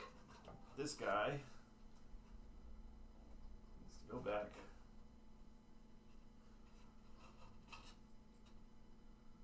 Make sure I get this in the right holes.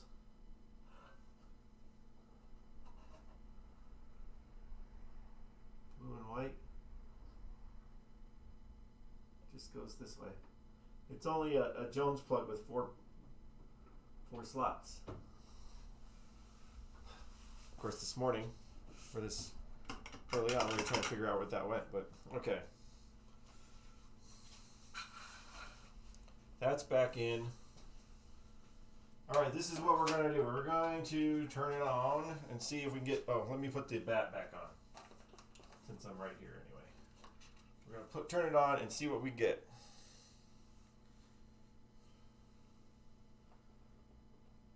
Nope, not like that.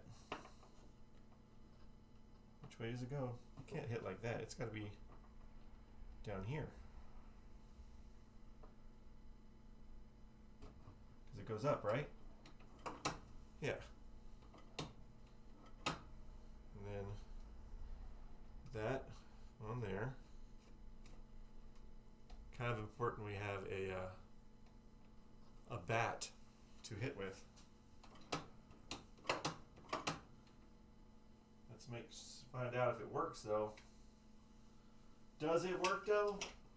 We'll find out.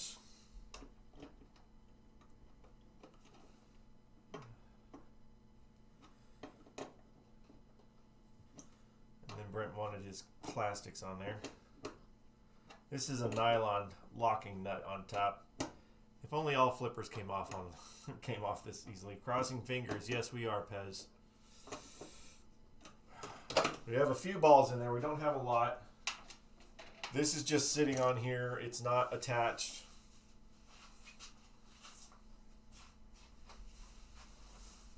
Let me turn it off. Oh, it was off. Turn it off. All right. Let's see if something positive happens. Might need to put a quarter in.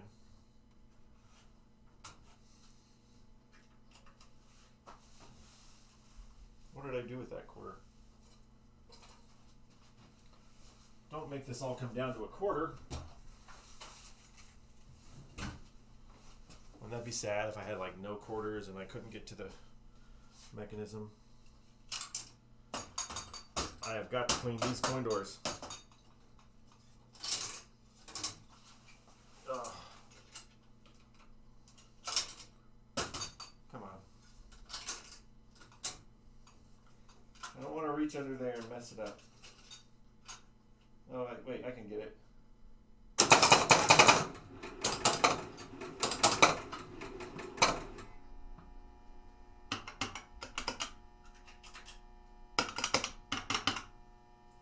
Huh. It reset, but I'm not getting any replay.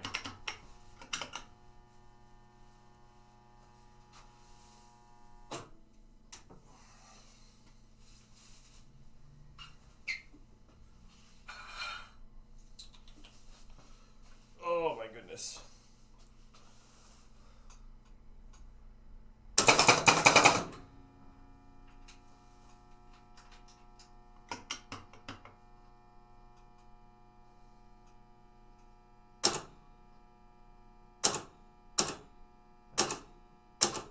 Yeah, something's not set right.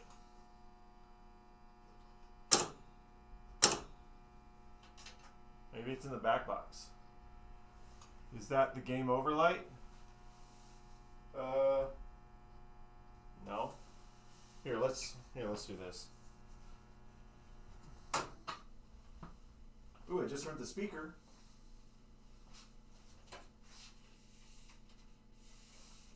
I heard the speaker.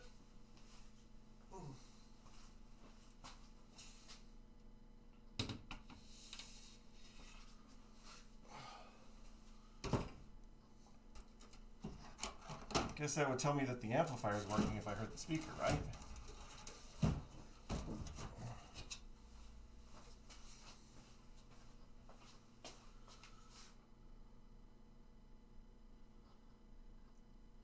far back as this camera goes, it's okay, you can see.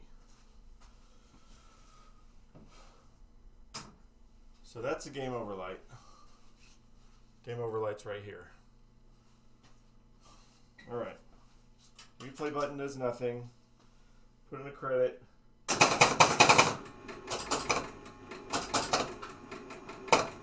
Oh, that's interesting. That's interesting.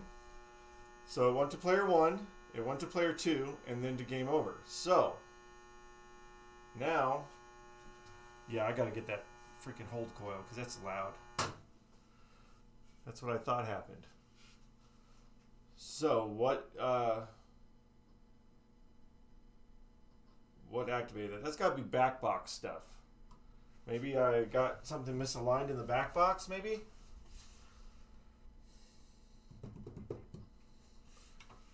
Clean that up.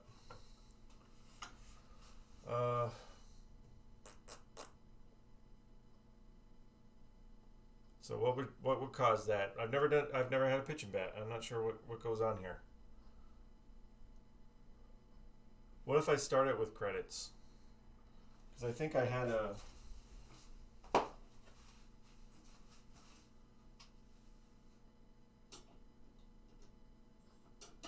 little issue with the replay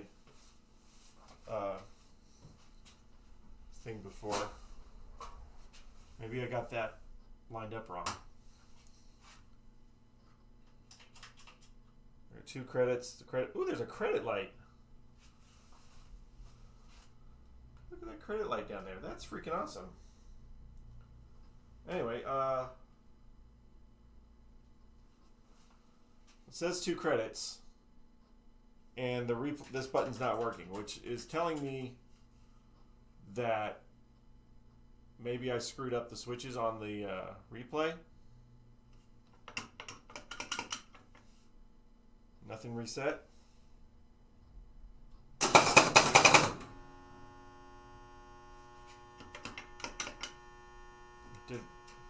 It's in player 1 now. Still nothing.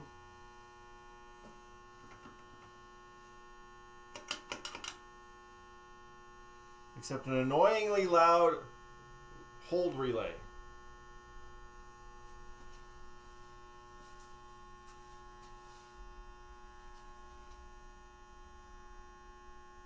Maybe do something else here. It says player 1 up. It's Grand Slam light. This is what we do. We'll narrow it down. Control buttons not making contacts. I can try that.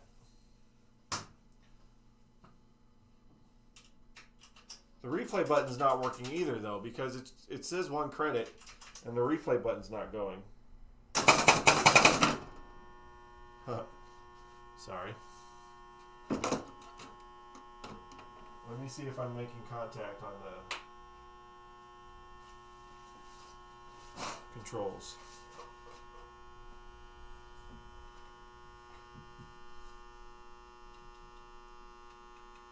Nope, they're not. They're making contact. They're just not. Something's locked on.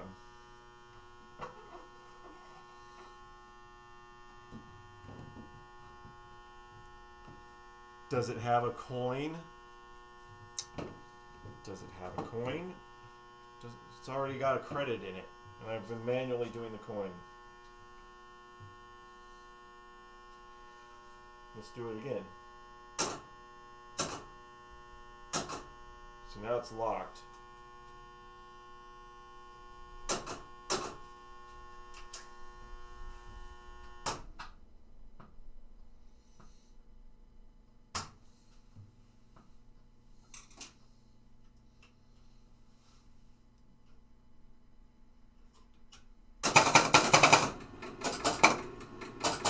See, now it did that again.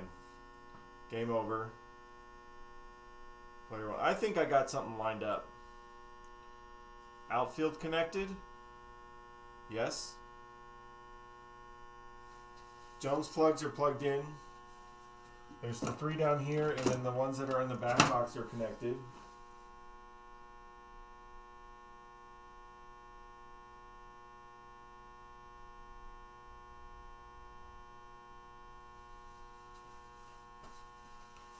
Man, that lock relay, that hold relay. Boy, that's something else.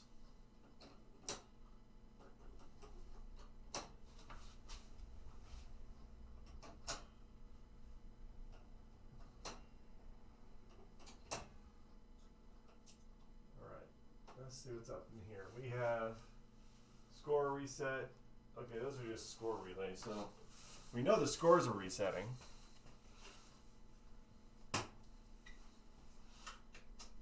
Game over.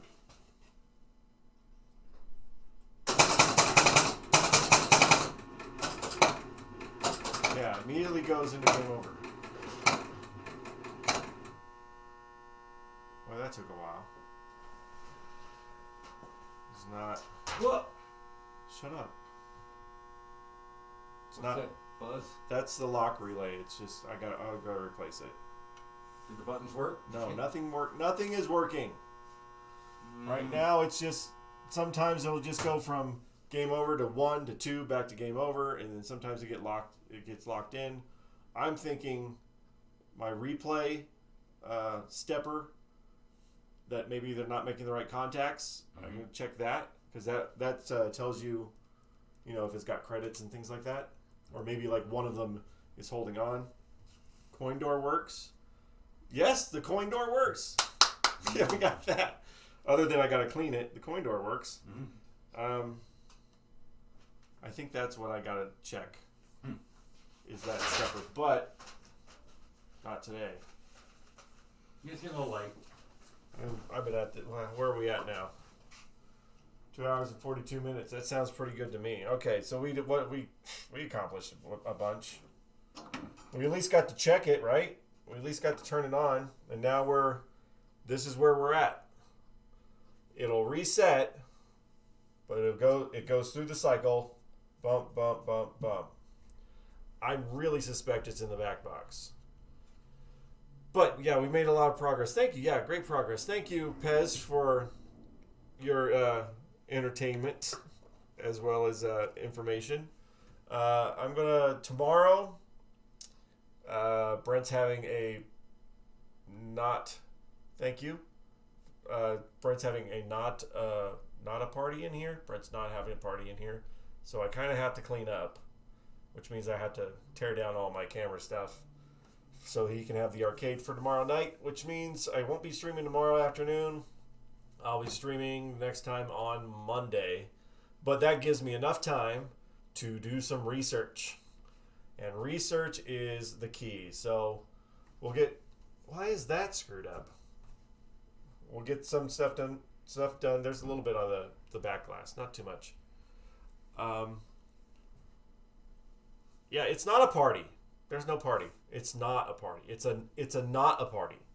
So yeah, I'll do some research over the next few days and see what's going on there. But I suspect right now my replay unit is not making the right kind of contacts, because I was having a little trouble with that earlier before we turned anything on. So I'm going to check over that thing, and then on Monday we'll see where we're at and getting it going again. But we did make a lot of progress, and my goodness, let's just look at these guys one more time. Look at these beauties. Oh, it's nice. They're so beautiful. They do work. Yeah, it didn't work the way I wanted it to, but now they're nice and shiny and beautiful. Okay, guys, getting pretty late now. Holy crap, after 8.